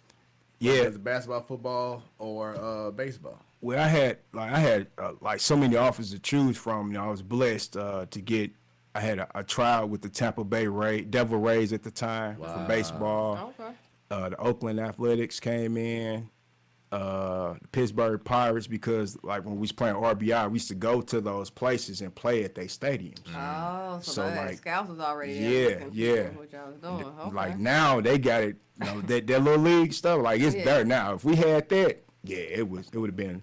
But we didn't have that technology like they do Right. now. Right. So yeah, Pittsburgh Pirates, the Philadelphia Phillies came in, and like they worked us out up there at Harris Stowe. So we was up there working out, and there's like I said, I knew baseball wasn't for me because out of the group that they had up there, they signed my boy. I forget his name, cause he played at the Jackie Robinson All Stars back then, and they was real good in RBI. Fletcher, I think his last name was Fletcher. They signed him out of David Fletcher. They signed him out of all of us. Okay. But they kept signing them Dominican Republican guys. So You said they added a year round so they could train and do Yeah. more all the time. Yep. It's warm climate, Yeah. so it's nothing to them yeah. compared to being here in the Midwest. So in basketball, well, I'll say that for last because football stock went up so high. So I ended up choosing a football scholarship over all of them to attend SIU Carbondale, and that was a little hookup through the Rams. We like Coach Parker. They used to take us out to the Rams camp, and we used to work out with Tony Banks and Jerome Bettis Really, and Tony, the bus, you know, the wrong yeah. credits. Okay. Yeah, we used to go out there and just run their 707 camps, and they saw how when I was throwing with Tony Banks, the quarterback coach inquired on me. He thought I wasn't even in high school yet. So that's how like me and Tony Banks, like we was throwing 70 yards. Like I would match his intensity. Really? Wow. Yeah. Ain't that- Yeah, I matched his Wow. intensity and throw as hard as he did. So like they inquired about him. They was gonna send me down to Carbondale. But in the mix of going to Carbondale, the head coach got fired. I heard that he was down there playing like the Bobby Knight card down there. His name was Dan Quarles. So the quarterback coach ended up going to Northwestern, and I lost contact with them. Like if I'd have kept in contact with him, I would have went to Northwestern University with the quarterback coach. So when I heard that news, you know, it was just like, man, forget it. To the side. Because they tried to send me to Hutchinson Community College just because that was like the #1 D1 JUCO during that time because I was going to get pulled out of somewhere else. Okay. You know, I was going to go there for 1 year. But when I got there, first of all, I didn't visit the place. I'm just going off of what Word of mouth, what somebody told you. quarterback coach was telling me with the Rams. So I get there. It's a St. Louis guy who was the head coach who was like over the program, but how it was set up, you had a high school right next to the dormitories and the college. That's how small the town was. So I'm looking at, you know, when I heard some knocking on the windows a couple of nights and stuff like that, I'm like, damn, what's going on? So, and plus, like, I didn't just get the vibe of that town anyway, you know, so I ended up just leaving, coming back home. And on the mix of coming back home, man, my 1998 Athlete of the Year award, it was standing this tall, got stolen. And I had a McDonald All-American nominee certificate because I was a McDonald All-American my senior year. That was all in this tote that I had. So it's like, man. So yeah, so that right there, I scratched that, and I ended up going up to St. Louis U, working out with Coach Romar, Bird. Romar. Yeah. Yeah. My boy Bird.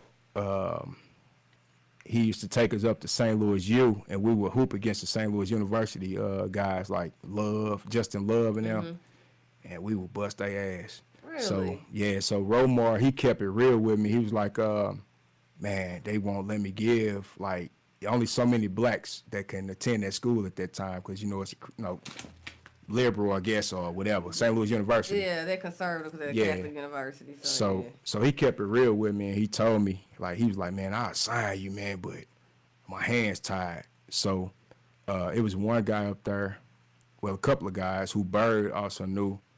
This one guy in particular, his dad was a head coach at Benedictine College, which is in Atchison, Kansas.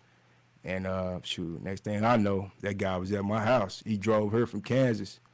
Came to my father's house in the hood and got me. So he dedicated. He like, I don't care where we're gonna get this guy. He came and got me, and he told my father, he said, don't worry about it. I'm gonna take him down. He's gonna get a job, and I'm gonna get him away from here. I want him to come down. So yeah, I went down there for a year. So it was small. It was hella small. That's one thing I want to ask you, and I meant to ask the other guests too. When you all are getting recruited, and in whatever school you pick, when it comes to small towns, being black men, small town, a lot of white people, white people is just summing that up. So when you all are disconnected from being in St. Louis and what we have access to in our people and community, and then going to these white towns, big or small, does that play effect on it? Like if you're traveling when you're in your season, that's one thing. But once you got to get back and you just only going to school and back to dorm or whatever, does that play a part to where I don't want to do this after this year? Like I'm not feeling this. What play a part in it is that, like, if you go down there and you got to feel comfortable where you visit. So if that town or that if someone show you a good time and show you that it's a place that you can call home away from home, then you will be more comfortable. Like with me and my situation, the reason why I did that to myself is coming from an all-black school, high school, Vashon. I wanted to see something different in the world, and I wanted to try to change what I had going on. You know, I wanted to get out of my neighborhood. So I wanted to go see and challenge myself. So I went out. That's why I went to Benedictine in that small town to kind of help ease what I had going on and try to help me deal with, I don't want to just say like white people, but help me deal with the world, you know, and like I say the corporate side of it.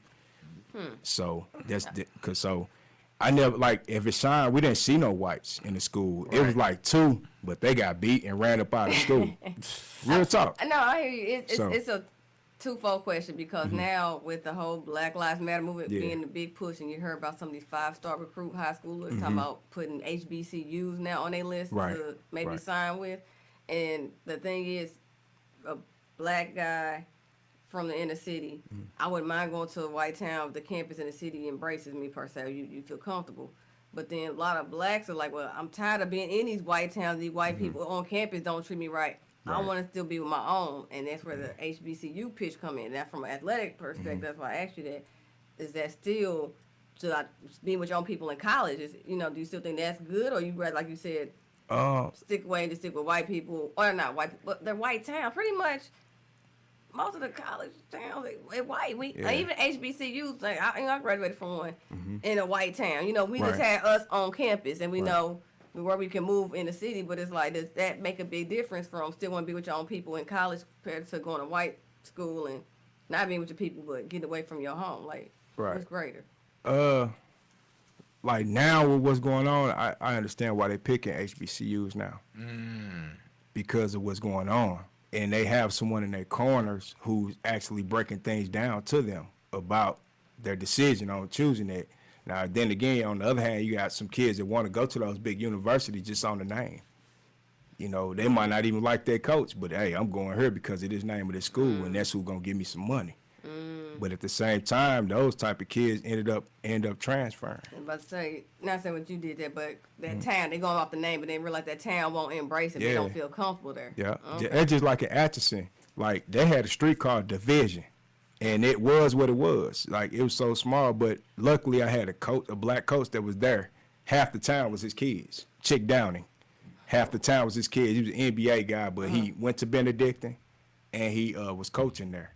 Okay. So when the head coach came and got me, and I met Chick Downing, I said, okay, I could do this. Okay. Because he was real down to earth, and he'd tell you how it is, and he had a store there.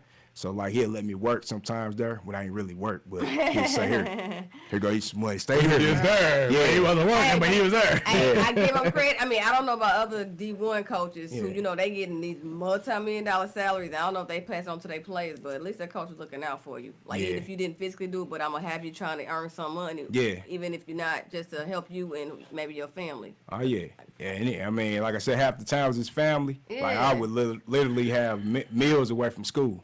Oh, that's what's up. Real talk. We have a comment from Edward Sosa. He says, "Do you remember when you was in high school and went with him to the NBA camp and you were dragging the guys in the camp?" Oh yeah. Wait, that's Bird right there. What's up, Bird? Yeah, I remember that, man. And you gave up. You talking about you a center down there, man.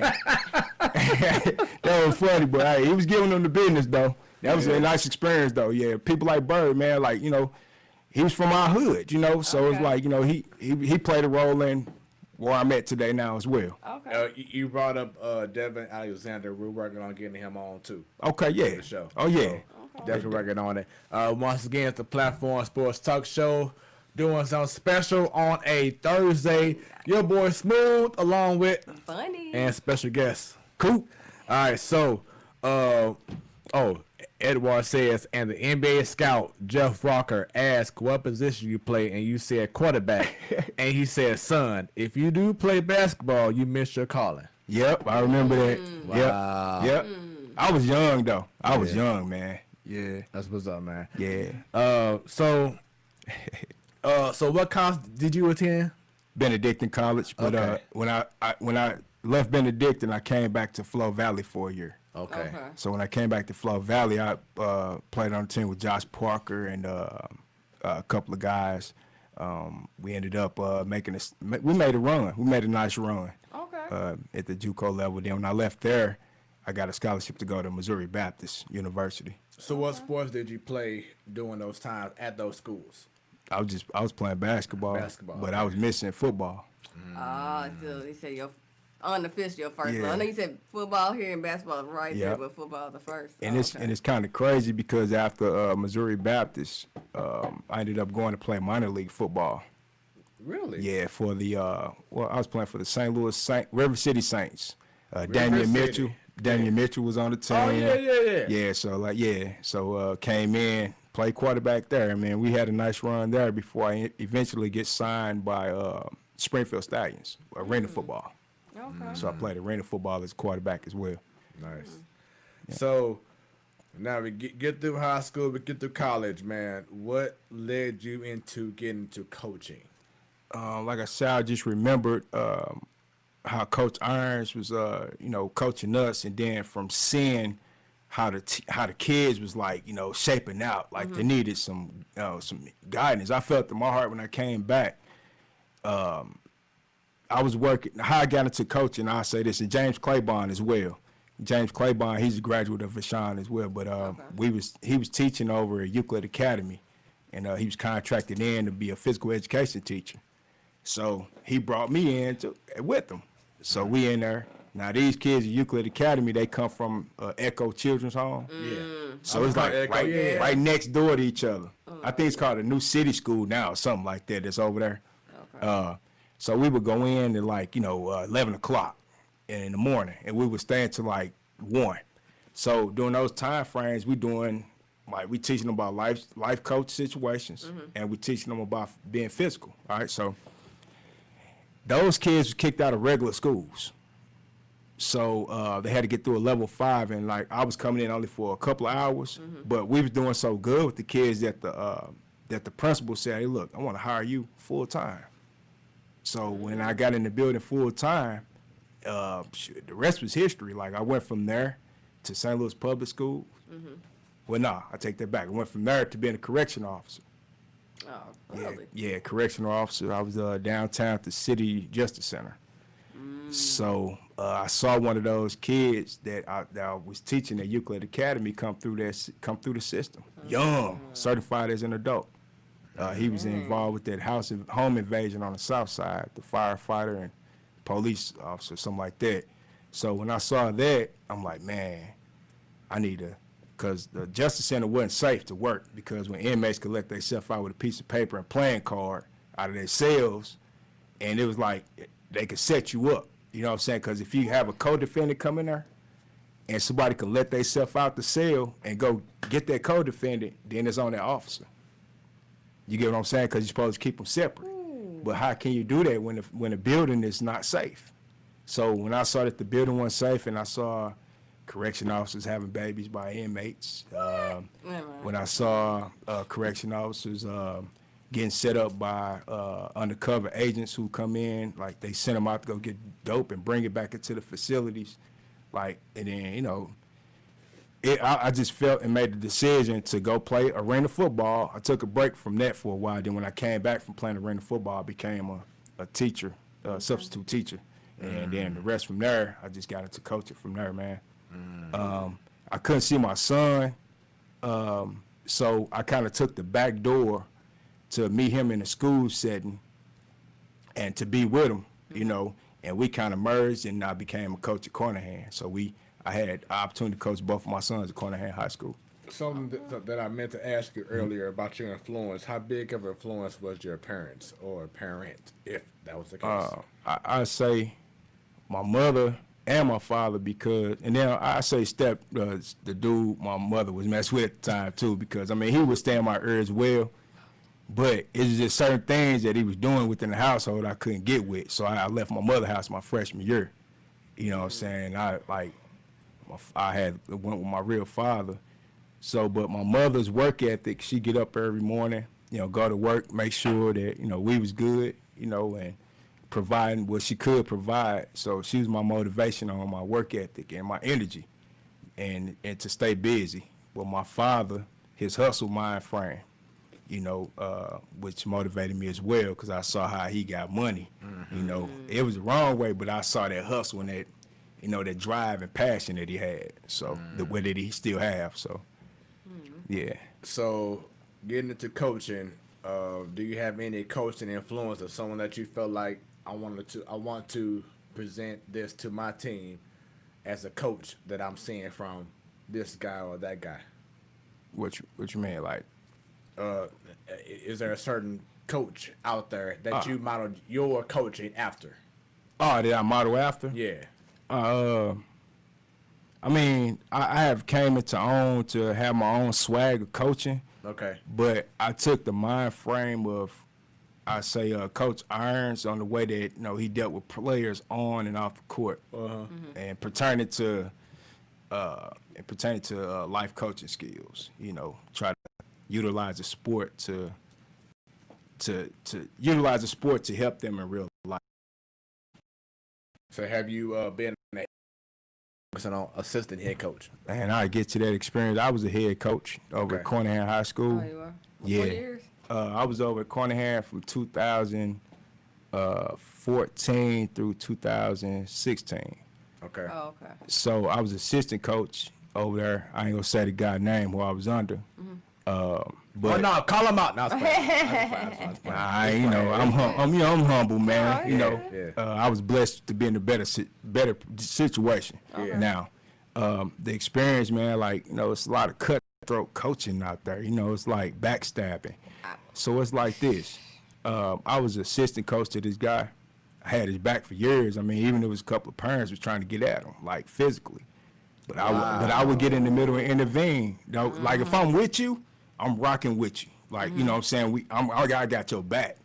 So this guy was a gym teacher at the school during this time and became a principal of the school. So he would talk my players against me. You know what I'm saying? They him and the AD. So they would string me along. I lost a couple of good players, but at the same time, I was out recruiting. Well, not recruiting, but because Carnahan, you can go out and talk to kids because that's a magnet school. You know what I'm saying? So, magnet, right? so it's a difference from the neighborhood yeah. school. Yeah. So I wouldn't call it recruiting, but we'll just say talk. Yeah. Talk about some basketball. We'll yeah. like And that. then it's a couple of people who we went to high school with who would send their kids over just off the name. You know what I'm saying? Like, oh, Right. Coop over there. Okay, yeah, man, Yeah, good go dude. ahead, Go send 'em over there. Yeah. Yeah. Okay. So, and I would throw like, different tournaments and throw all-star games for middle schoolers. So, we had one at Harris Stowe, and I talked to you about that. But, yeah, this guy would talk my players against me, and I look around. A couple of them, I knew their father.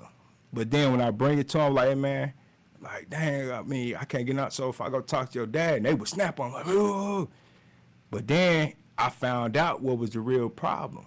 This guy was literally talking to these kids and telling them, oh, I'll be back next year. This, that, and other, this, that, and other. So they weren't giving me their all, but me, I'm not no quitter. So I finished that year out, although I had all that going on, and they were splitting the monies.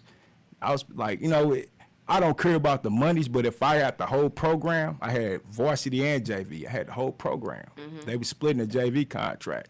And and I got the varsity contract, which wasn't much, you know what I'm saying? So how they had transportation set up, you had to put that right back in transportation if you want to get the kids out of town. Oh, yeah. So it's like, Okay. why would I just keep them locally and, they don't have a chance to get real scholarships? So I want them to be like I was in high school. My coach took me out of town, took us out of town. Middle school. So, yeah, so that experience there, like, I'm a product of SLPS, but I wouldn't treat it like I was from there. Even if it shined, like, I tried to stay there. I was substitute teaching there. They let me coach tennis there. And I had some thugs on the team, but I helped lead, and we won districts. But I know it's important So- that even if you basketball started, do another sport. So having them do tennis, soccer, whatever, that helps, But you mentioned something earlier with you talking about the cutthroat and all that. It's funny. A lot of times I don't hear guys say it that way, but in coaching, because I've seen it in dealing with the AAU teams and even from middle school, it go on, and I'm like. I talk about women, not y'all person, but in general, talk about how women be catty and men do it too. And I've seen this stuff from text message exchanges and parents saying this and then this coach this and then I'm like, these are men, but they talking about women. What kind of stuff is it? It's part of, unfortunately, it's part of the coaching and building up your ranks and your reputation and all that you're going to deal with that. Them just the bumps and bruises. But, I commend you for still sticking with it, not giving up on the kids, because some men, even coaches, when they're not doing it wrong, but people doing them wrong and Right. AD, whatever, just dogging them, they be like bumping and walk away. Yeah. I don't knock anybody either way. You got to do what's best for you or your family, because, again, that stuff goes home. Like, with these coaches, y'all men, fathers, this drama that I just can't believe the stuff that, again, I've seen this firsthand. And I'm like, these men doing this? Yeah. I'm like, what? My mindset.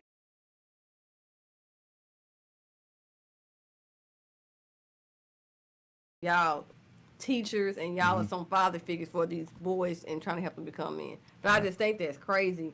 And sometimes with SLPS, with coaches, that could be the demise of y'all helping up these kids and even building a school to even be better. And you're talking about with traveling. It's a whole world out there, and these young kids without sports don't get to see it, especially coming from the city in the hoods. And it's like, why would these pettiness, politics, what it is, I mean, that's life. But I'm glad I commend you for moving on, not holding the kids against it, and you not quitting on them. Oh, yeah. You know what's funny about this situation, too? Like, the AD, like, he would tell me, oh, you got to have this certification, but not knowing, I know how you got in there. You know what I'm saying? That's that politics, man. But see, I ain't that type of guy that just, Yeah. So I said, okay, all right. So, but then they didn't say anything about, I helped, like, my boy, he got into some things or whatever where they had to remove him from coaching. Like, it was a fight in the school, and he tried to break it up. So, of course, like, you can't break fights up. I didn't even know this. What? It's the Yeah. disciplinarian supposed to do it, or the safety officer. Well, Yeah, that's call okay. the safety officer. Safety officers. Because when you get in there trying to break a fight up, a parent or a kid could say, "Oh, he held my daughter and they this, Yeah, that." and they can get So he some had, lawsuit on so it. he didn't really get in trouble. He had to take some time off. So I stepped in as an interim coach for the girls, man. And like during this year, I think it was like 2014, we had the girls in the championship game and we had the boys in the championship game against. But Tony was over at what school was that? Before he went to the V, Madison Prep. Yeah, we was right there with Madison Prep. You know what I'm saying? Like we wouldn't go recruit. Like we built from within. We had athletes. You know what I'm saying? So it's like, man. So with the girls, we ended up beating Live for Life and moving on. So when it's time to go, when it's time to go to Lindenwood, the AD, you can't stand up and coach him. You got to sit down. What? That politics. That's what I'm saying. That experience that I had over there, like, you know, like I don't hate him or nothing.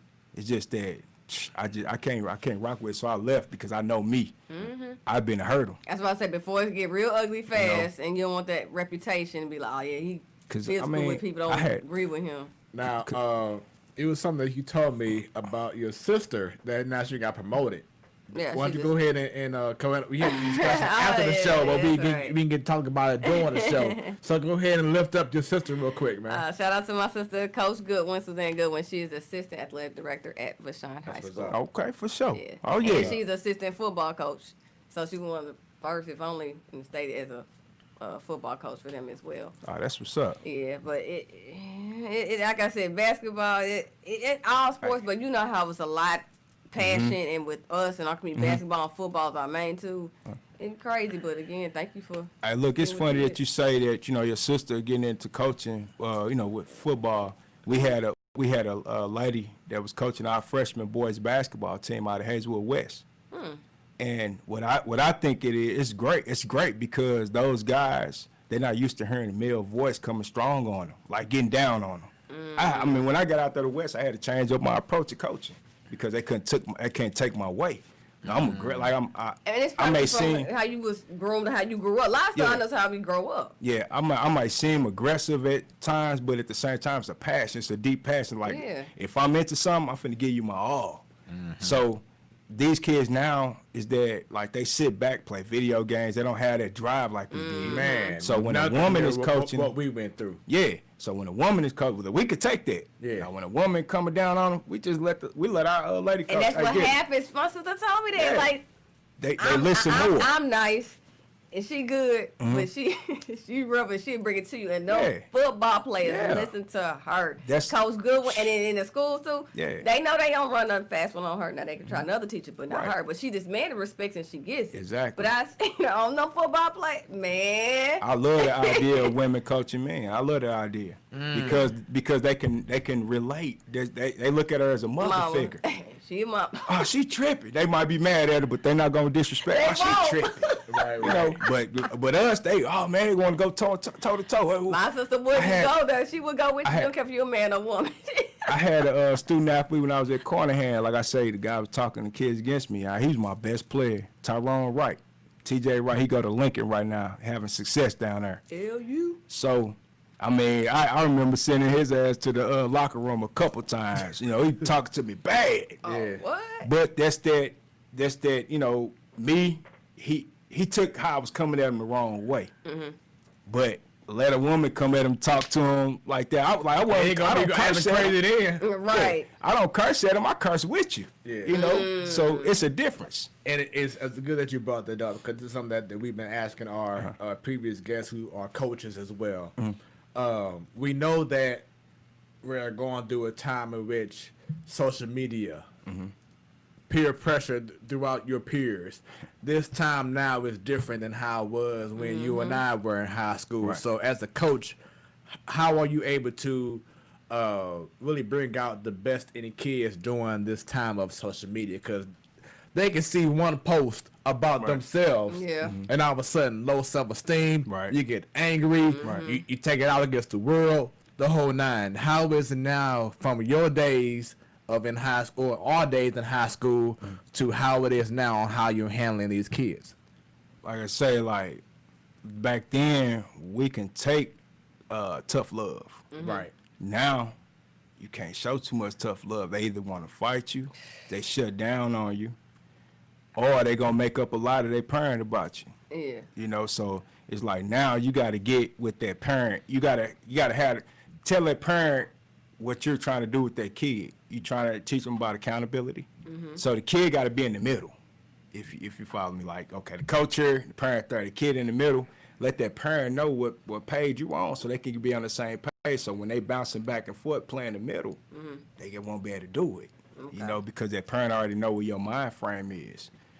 Though, and then with the social media, like we put stipulations on social media. We tell kids like, hey, if you see this and you see that and you on there doing this, that, and the other, you may face discipline actions. So they kind of help with that. So y'all follow all y'all players on Twitter, on Facebook. Y'all. Nah, it ain't like that. You know, it's like people might come back and say, you know, kids talk. True. So you ain't necessarily got to go fishing for nothing. It's gonna surface anyway. Okay. You know. Shouts out to Streets Stovall. So I'm not sure if this is Tyrese or this is Quentin, but he says, "What's up, Coop? What's up, Smooth?" So what up? Shouts out to you. Let me know, Streets, who you are, so we can go ahead and acknowledge you accordingly. Show love to you, man. With the government name. Right. But this has been an incredible show, man. Definitely appreciate you being on once again, Coop. Appreciate you all having me. So, talked about coaching earlier. What led you to go on to Hazelwood West?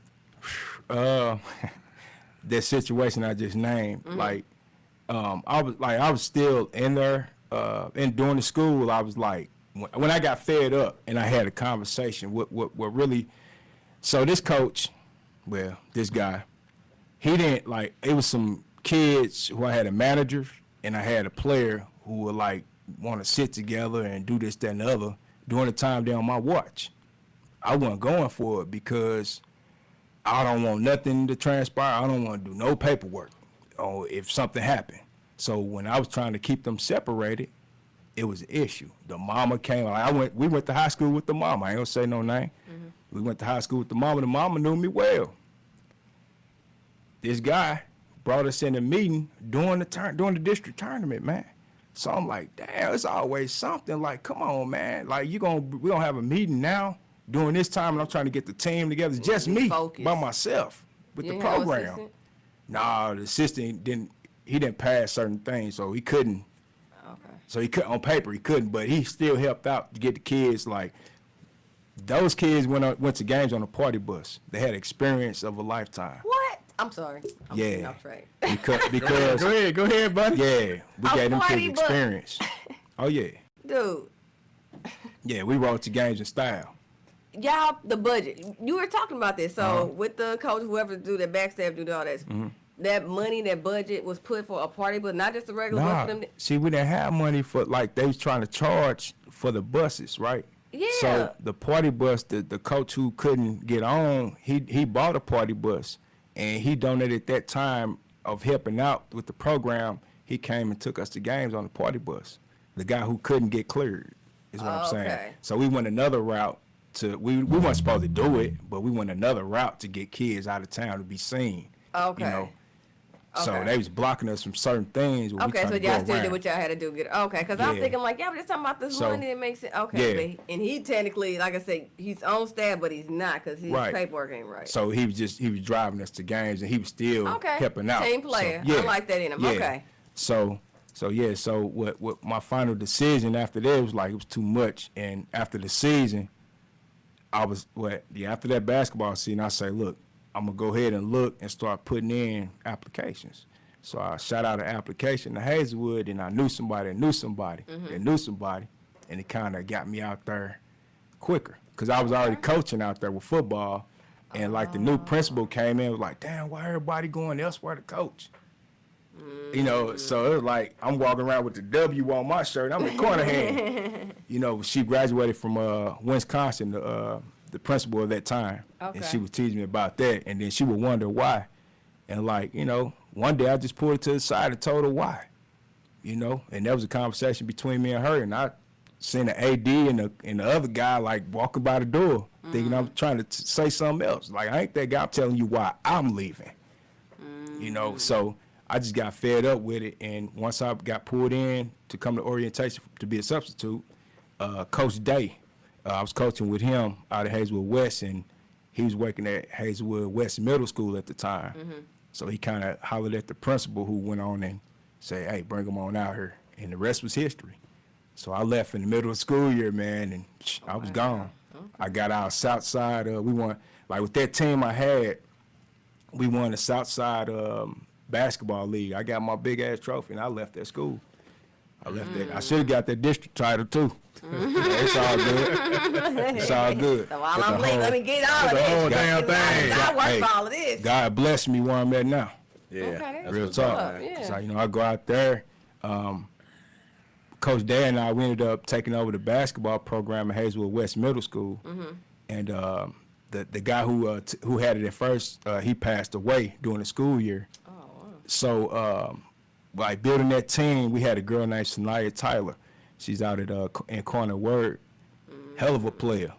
Hell of a player. She like that year when we took over, she was 7th grade, but her 8th grade year got that team right. We was undefeated and brought Hazelwood West Middle their first title.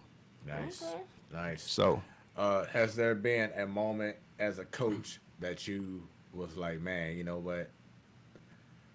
I've made it. You know, like you had that moment, like I finally got it now. yeah, it was certain situations that I was doing, like, you know, in my neighborhood with my cousins and stuff. So when I figured it out, I'm like, man, I can't do these certain things no more. I can't hang with y'all like that.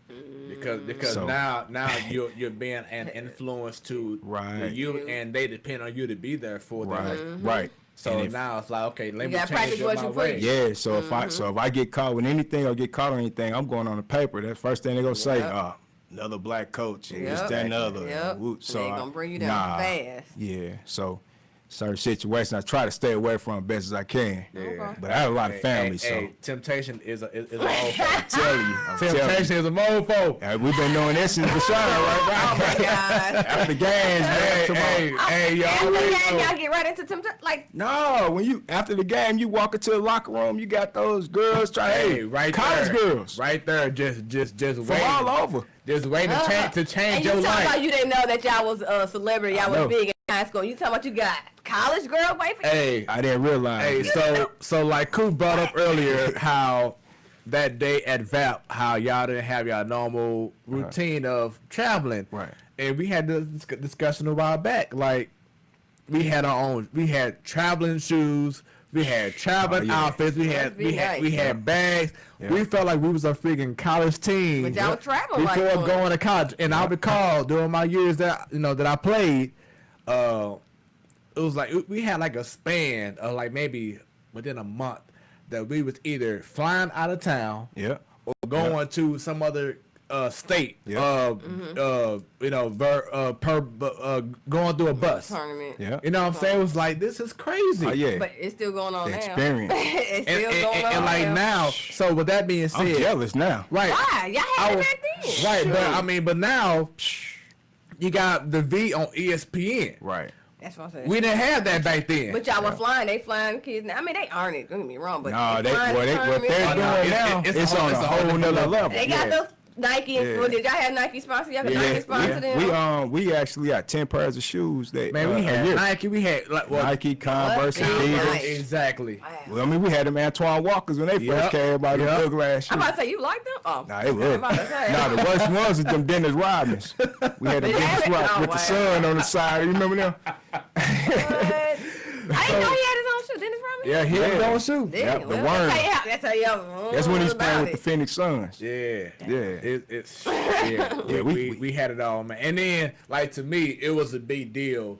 Like when you saw your name on the big old like roster, you know what I'm saying? Yeah. On the wall, like, so as soon as you step into the gym and you look at that far hoop, you see on the wall the name on the roster, like, look at me, Saunders. Yeah.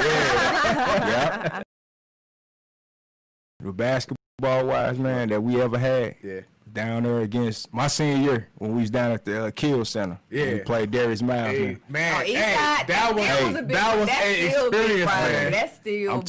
talking about like then, cause like rules change now. they can't get physical like we used to get Oh, physical. yeah. Right. See, that's why you can't True. compare 90s to the 2000s. True. That's Right. why I get frustrated when With people the have those conversations. yeah. Leave the 90s where they at and, move on. Okay. Because rules change. True. And I mean, down there beating Darius Miles' ass down there.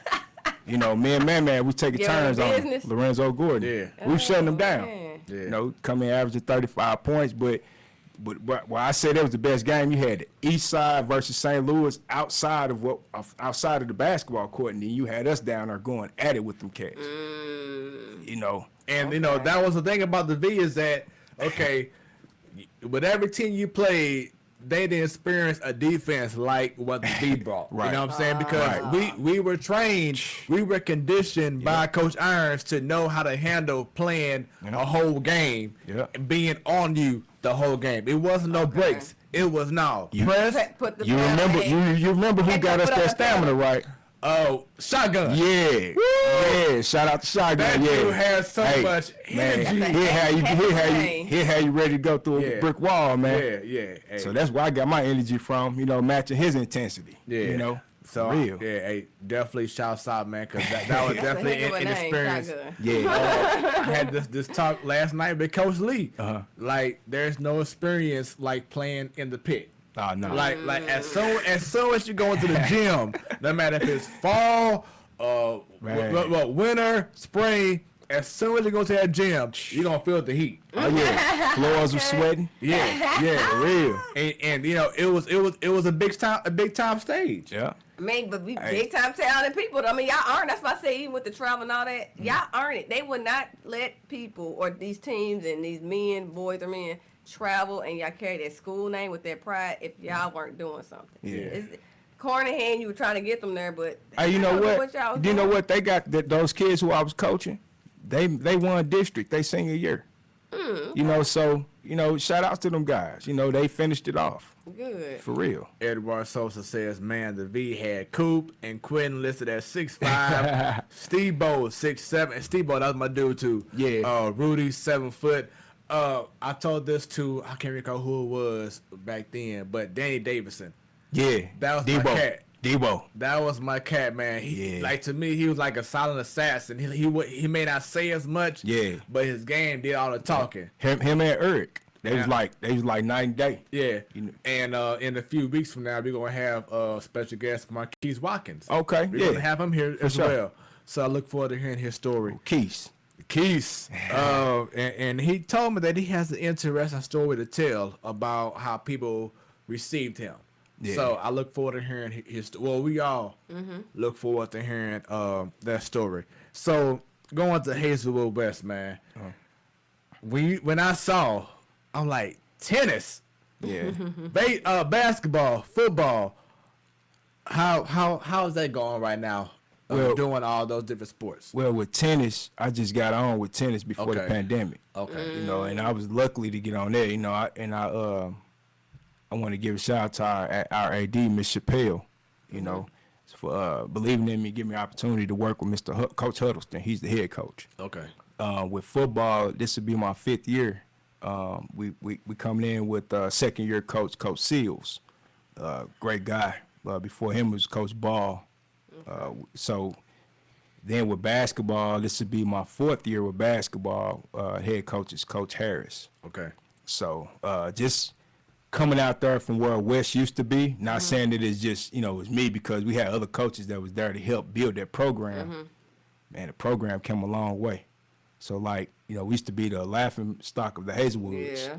Now we're up there. Respect us. Yeah, we respect, Hazelwood Central, they barely beating us in basketball now. We have beat them in football 2 years in a row now. Really? We just finished football. We was 8-1. We should have went 9-0. But we got rained out with one game, which kind of hurt us in the playoffs. Football? Yeah, we was 8-1. Wow. Yeah, and y'all beat. During the regular y'all season. almost beat Central. Y'all No, never we beat them during the season, but they beat us when it counted. The playoffs. So it was just like a flip of the previous year. They beat us during the season. We beat them to go play against CBC. We got smashed, but hey, that was their first time getting at that stage, playing CBC, and it was a nice experience.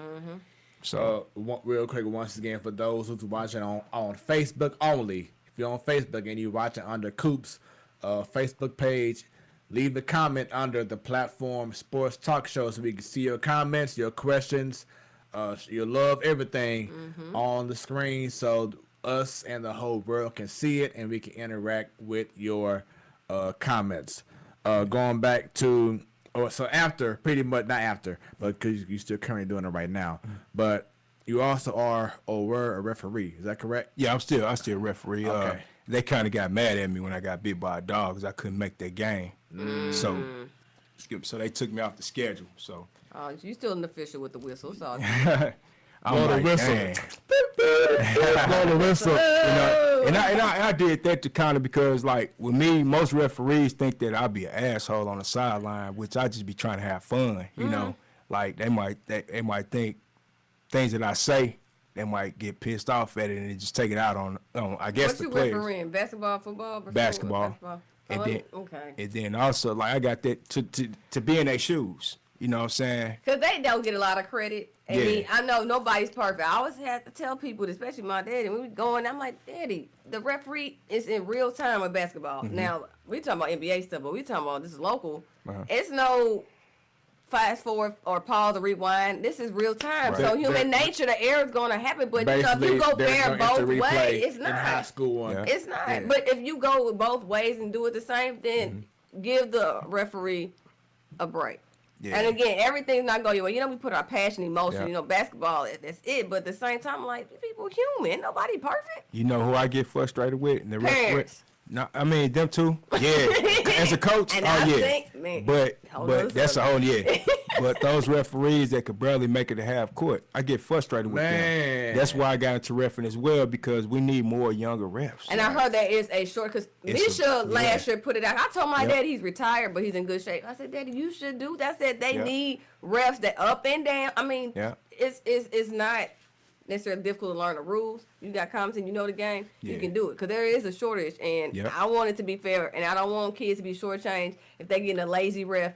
Half course, all they do, free throw, they just sitting there wandering around now looking at the person doing a lane violation. I mean, simple stuff like that can go a long way. Yeah, and then those guys that don't make it down, they be like grandstand guys as well. Like I like in football, we went down to Northwest City Hill, and I ran into a grandstand guy. You know you know what I mean by No, grandstand. elaborate, please. All right, so the grandstand guys is the guys who want to just control the game, you know, be an asshole basically, and not call the game fair. So when I was making comments to the referee like, hey man, they hitting our guys in the head, you know, with the helmet. That's against the rules right now. Ooh. And like when I was up on the sidelines, you know, I'm the head JV coach, and I call the offense over there. So I'm on the sidelines. He tell me I got to get back, but we had one of my coaches. He was white. He was a white guy, and I went up there to try to tell him, man. I say, get back, man, before he hit us with a flag. You know what? He turned around and say, you know what? You won't want here, and you out of here. I was pissed off. Like I could have clowned, but then I had to. The My whole kids bench looking at you. yeah, the kids right here. But at the same time, I'm telling them I'm trying to protect our kids. That's all I want to talk to the guy about. But he thought I was trying to be an asshole. But when you keep ignoring me, of course I got to raise my voice. Right. Eventually you're going to So- hear me. Yeah, so they kicked me out the game. That was the first time I got kicked out. Shouts out to the St. Louis Trotters. We had a few of their Hey, players Trotters. on the show. Myline Pepper. Yeah, what's up, Pep? Yeah. Pep boy. And also Pepper we Boys. had Nicholas Reed on the show. Yes, sir, Nico. Man, what's up, hey, man? that was an incredible show. We have a comment from Casey Day Jr. Oh, yeah. Appreciate the shout out and love, bro. You brought up some Hazelwood memories. Oh, bro. yeah. Coach Day, you know, he coach Coach football. Day, out. okay. Yeah, that's what I was talking about. Yes, sir. That's what's up. So shouts out to y'all for watching our show. Make sure that y'all appreciate give it. us a follow. And subscribe Y'all it on see us. YouTube. Y'all see us right now. Everything on the bottom of the screen, so no Look at the excuses. instructions. If y'all know some people or yourself who want to get your story told, this is the show to get that done. Platform right here. For Let you. us know. Give us a holler at us, or tag us, or give us a message, and we will. You see our information on the screen, email, the whole nine. And Get at hit us. the bell. Subscribe on YouTube. There you go. So you can go ahead and get your story told as well. We'll be doing the show once again, 3 years strong, consistently every Wednesday and the show keeps getting better and better. Watch our previous shows on archives. We have great guests from Council Martin. Just check out what we're gonna have next week. It's gonna be crazy. Like you said, Kevin Wheeler, a few guys from 101 ESPN, KMOX.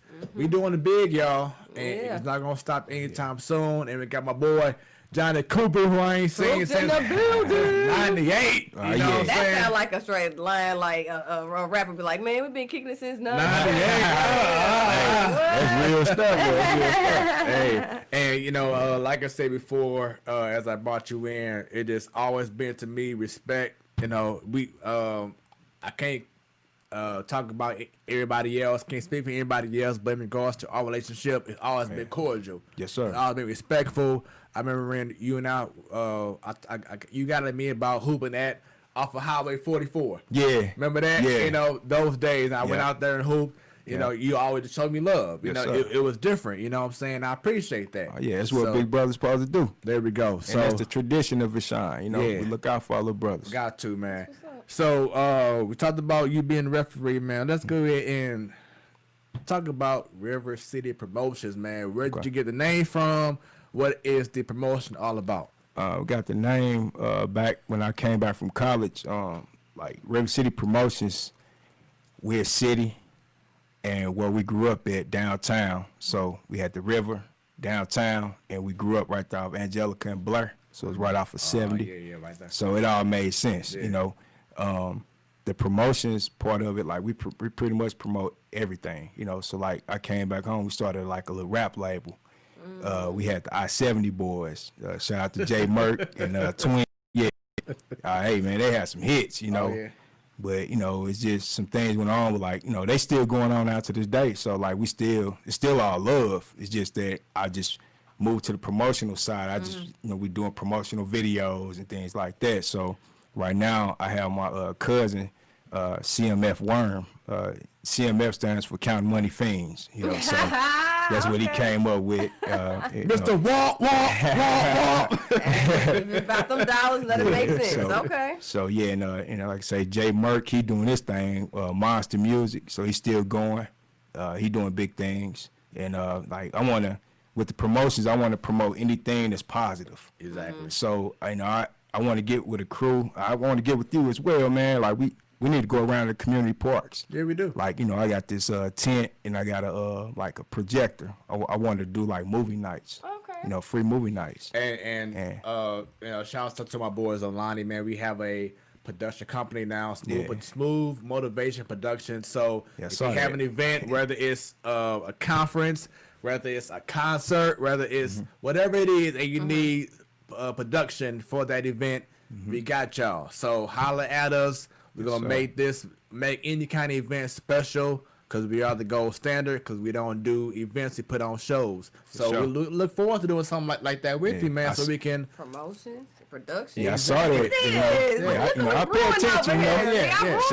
attention. So like, you know, I haven't even talked to Devin Alexander. You know, when he came up to the school, you know, he brought his belts up there, you know, and spoke with the kids. He brought his wife. You know, they had the Crab Kings going on. Yeah, you know, the restaurant. Okay. Hey, So I've been there. It's good. So I was talking to him about, because like my brother, he was inducted to the National Boxing Hall of Fame. nice. Oh, okay. So his name James Bain, Congrats, came from the neighborhood center. And he was with Golden Gloves. So like, you know, he passed away. So I wanted to like do something with boxing, you know, like promote boxing, like, you know, Friday night amateur fights, and try to like blend it in with Guns and Hoses. Use their platform, because I feel that can help bring some togetherness in the communities. Yes. And have an amateur fight before police and firefighters. Okay. And like everybody be mingling out, have a good time. We even talked about like, you know, doing it like fairground parks or something like that. Like, I mean, I'm with it, man. Like, we just need to build a team, like come to a round table, come just sit down. Like, it's things that we can do. We went to the V, man, and it's like we brought families together.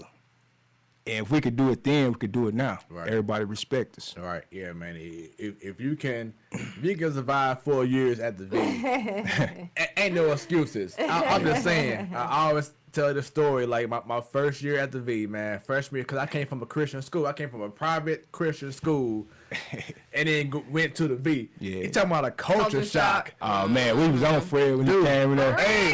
I heard what's called them smoking them when they was on here. Yeah. I heard them driving you, man. Yeah. Yeah, we was on. They was the ringleaders.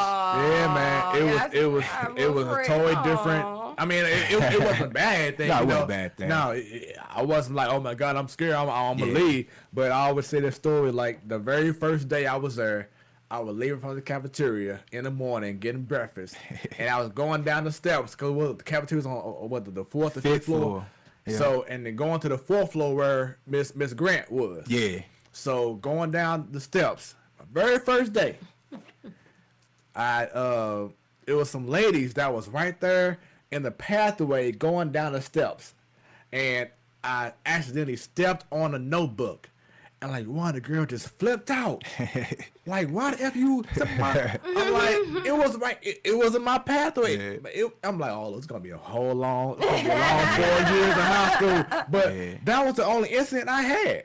Yeah. You know what I'm saying? Like, because I came in like I was just to myself for real, just focusing on what I need to do to, do my thing, and all of a sudden, everything was all good. It wasn't bad. It was all love at the V. You know what I'm saying? But just that first day, it was like, oh God, I came from this Christian school too. Right. My first time walking to the V, because it's only because of basketball, going to that gym, and I'm like, ooh, I mean, that's y'all home, I get it, but it was just, I couldn't believe, like, this is the world renowned Vashon basketball thing, this is the gym they playing. To me, I was like, damn. Let me ask you this: what about that cafeteria, man? What you think about that? Man, we had that cafeteria was pigeons. Crazy, dog. Pigeons in there. Hey, right. Hey, it's on the 5th floor. Why was y'all in the cafeteria? Wait. It was a cookie factory. Yeah. It was a factory. Yeah, okay, it was. Yeah. I don't know. And it looked like all I recall was it was a lot of cages.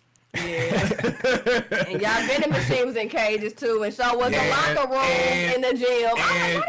And we had those meal tickets. So, we had them all day. So you had to have the meal ticket. Hey, it was people slanging meal tickets. We got out for free. I had some. Metro, our secretary was cool. She hooked us up. So.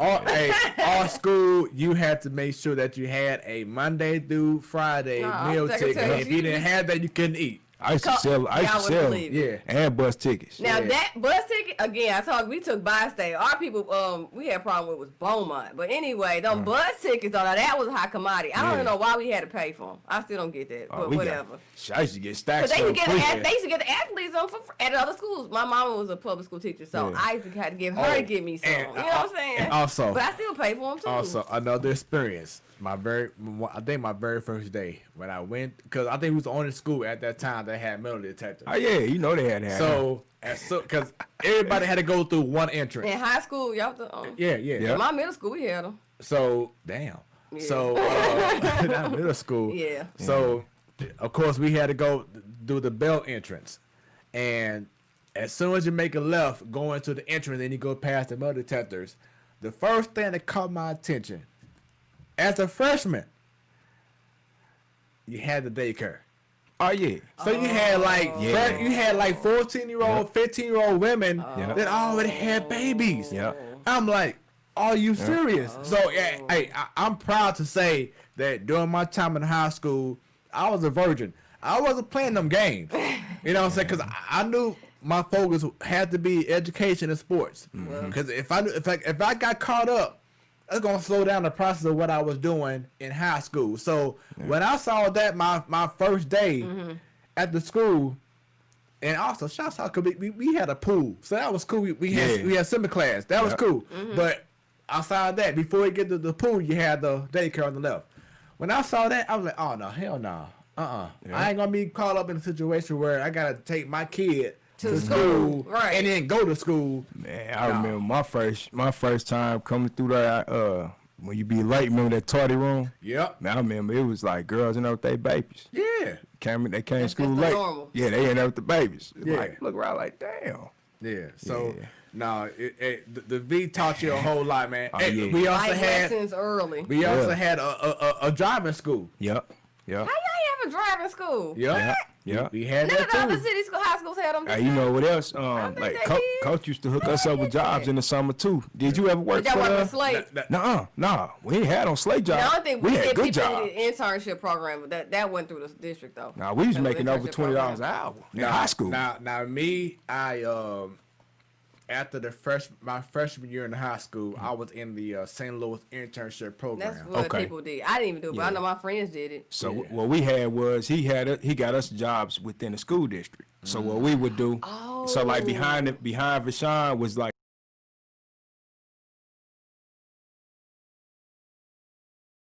this one guy.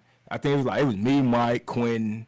Let me see, my boy No, so from the neighborhood. He didn't play any sports, but coach looked out for him. And we was making $20 an hour. good. And all we did was we rode around with this one guy and we just cleaned the air conditioners out. That's That's it. important though. But you know, that was my first job. First time getting a paycheck was for St. Louis Public School. My principal, my middle school principal, was one of my church members too. Oh, And okay. she got me on. I wasn't even 16. I'm like, I thought you had to be 16, to get a Yeah. job. But now I was like 14, 15. Yeah. So that I wasn't getting 20 an hour, but I was thinking it was money to me. Shoot, I thought I was doing something. Yeah, Those we St. we Louis wasn't Public doing Schools nothing. paychecks though. I mean, it was fat. decent. Yeah. So- So we were buying our cars. So once again, this is the Platform Sports Talk Show. Usually your Wednesday night sports light, but we're doing a special show on a Thursday. My last question before we wrap things up on this incredible show. You mentioned on your post how you wanted to really talk about voting. Yeah. I just want to touch on certain things, like, if we tired of what's going on and we're tired of just talking about and having talks and sitting down with talking with elected officials, well, we need to step up every 2 years and go change things, shake things up at the local level first. And then once we shake things up at the local level, then they'll send word up to the higher ups. Because everything, like if you having problems with child support, if you having problems with just anything locally in general, like you don't like your police and the police chiefs, you don't like the mayors or the governor, which the mayor and governor now, they're not for us. Look at the governor. He was just put in the position. We had, it was someone that was right there ready to get in that position, and they overstepped, of what's really going on. He not even in politicians. So they get these businessmen trying to run the government, which they don't have no idea. Yeah, you don't run the government as a business. It doesn't work. So that's why the world is like it is. I mean, if y'all look into to Trump, like, his businesses was ran like messed up, and that's how the world is now. You go over there, he got stuff over there overseas, properties or whatever it might be. You going over there because you got a little position of power now, and you throwing it around. It's really hurting us, So it's like, let's go down. Let's shake things up at the 2 year votings, and let's put people in there that's gonna fight for other people, So. And I say that because, I experience different things by, police, hatred by the police. I get stereotyped still now to this day. Yeah. I remember when I had a Magnum, somebody hit me. A guy, the police come up, he's sniffing around the car for, drugs or something. And I'm like, damn, what you doing? He's like, is this your car? I'm like, yeah, it's my car, You do, you a dope dealer? Nah, man, I teach. I'm in education. Don't stereotype me, So yeah, so I look at things at a whole nother level now. Like, if we all can get out and just keep stressing, vote every 2 years, and we can get these programs back in the inner city, in our communities. So then, real quickly, then every 2 years is important, and we're talking about the city of St. Louis, so the aldermen.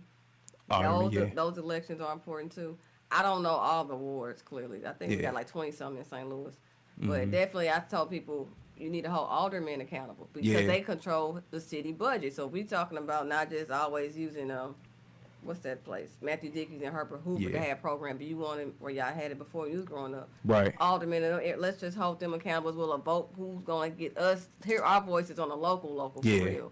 But like I can't speak bad about the alderman of my ward down there in the 3rd ward, Alderman Brandon Bosley. I mean, he's a younger guy. I mean, he's for his people. I mean, I seen him out like when a tragedy happened over there. You know, a kid got struck by a bullet. You know, I seen him out there. I seen him like, you know, on TV, you know, telling the people, get the hell out of our neighborhoods. It don't mean that's no good. So, like, I love his energy. You know, I can't speak bad on him, but you're right, though. Like, we need to talk to Louis Reed because he's the head. He's over all of the aldermen. That's it. You know, collectively. Yeah, and yes. and I think what they're doing with Natural Bridge, man, it's like that's gonna create more chaos because with all these, you know, the feds in town, all these police chase going on, you got people that's hitting people, you know, just running through stoplights, you know, from the police, and you putting that medium there. Just think what's gonna happen, you know, of innocent bystanders. So it's like certain things that they're doing I don't agree with, but hey, we got to change it. We got to step up. Got to change, man. You know.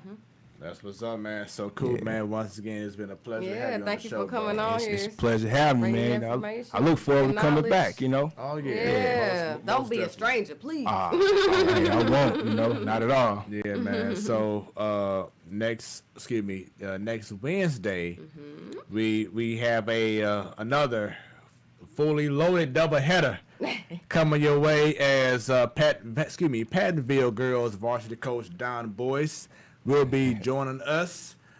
He also is a part of the coaching from the Bradley Bill Elite Ladies Girls team as well. And then we have more. They get one of our killers out there this year too. Oh, yeah? Alyssa. Fayetteville? Yeah, Okay. Alyssa.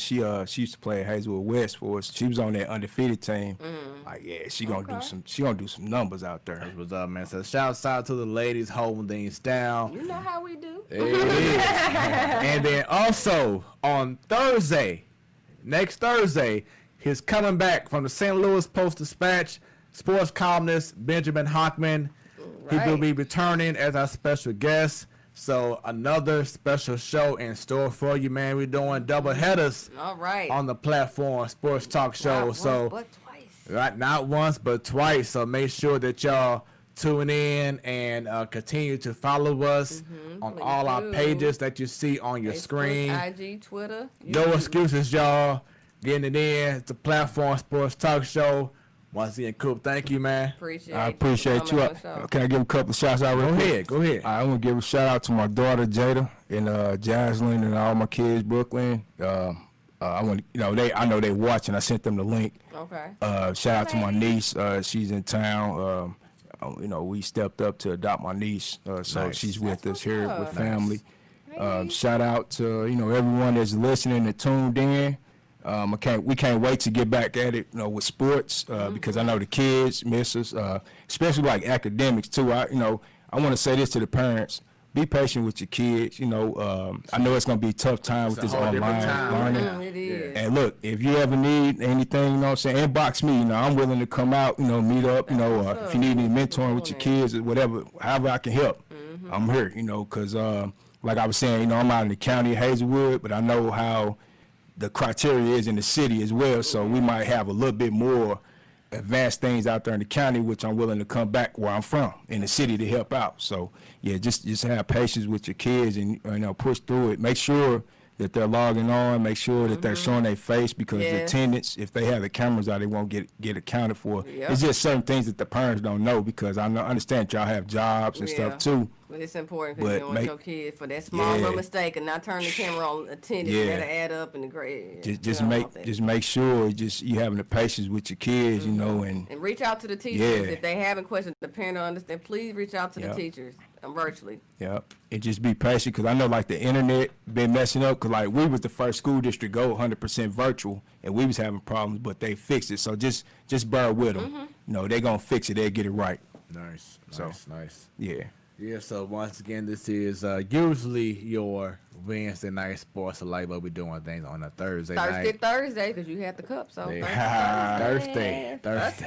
We Thursday. Next time I come through, I'm bringing y'all some good as well. Yeah, that's man. what's I got up. I'm all about supporting black businesses, black you. owned, doing positive things. So yeah, I represent. Just let me know. yeah. Throw it It on. is. So Stan, shouts out to you, man. Get that money. Be safe out there. We about What's to up? be out of here. Y'all have a great week. The GOAT 314 says good interview, Coop. Thanks a lot, man. There we go, man. And once again, follow us, Facebook, Twitter, Instagram, YouTube. Hit that bell, subscribe. Because anytime we go live, you will be Notified. there. It is, your boy Smooth along with Bunny. And Coop, hey, shout out to Fat too, man. I ain't forget about you. I'm mentoring Fat, so he tuning in as well. That's what's up, man. When it's about sports, It becomes our business. and business just picked up. We out of here. Peace. Peace. Boop, doop, doop, doop, doop, doop, doop, doop, doop.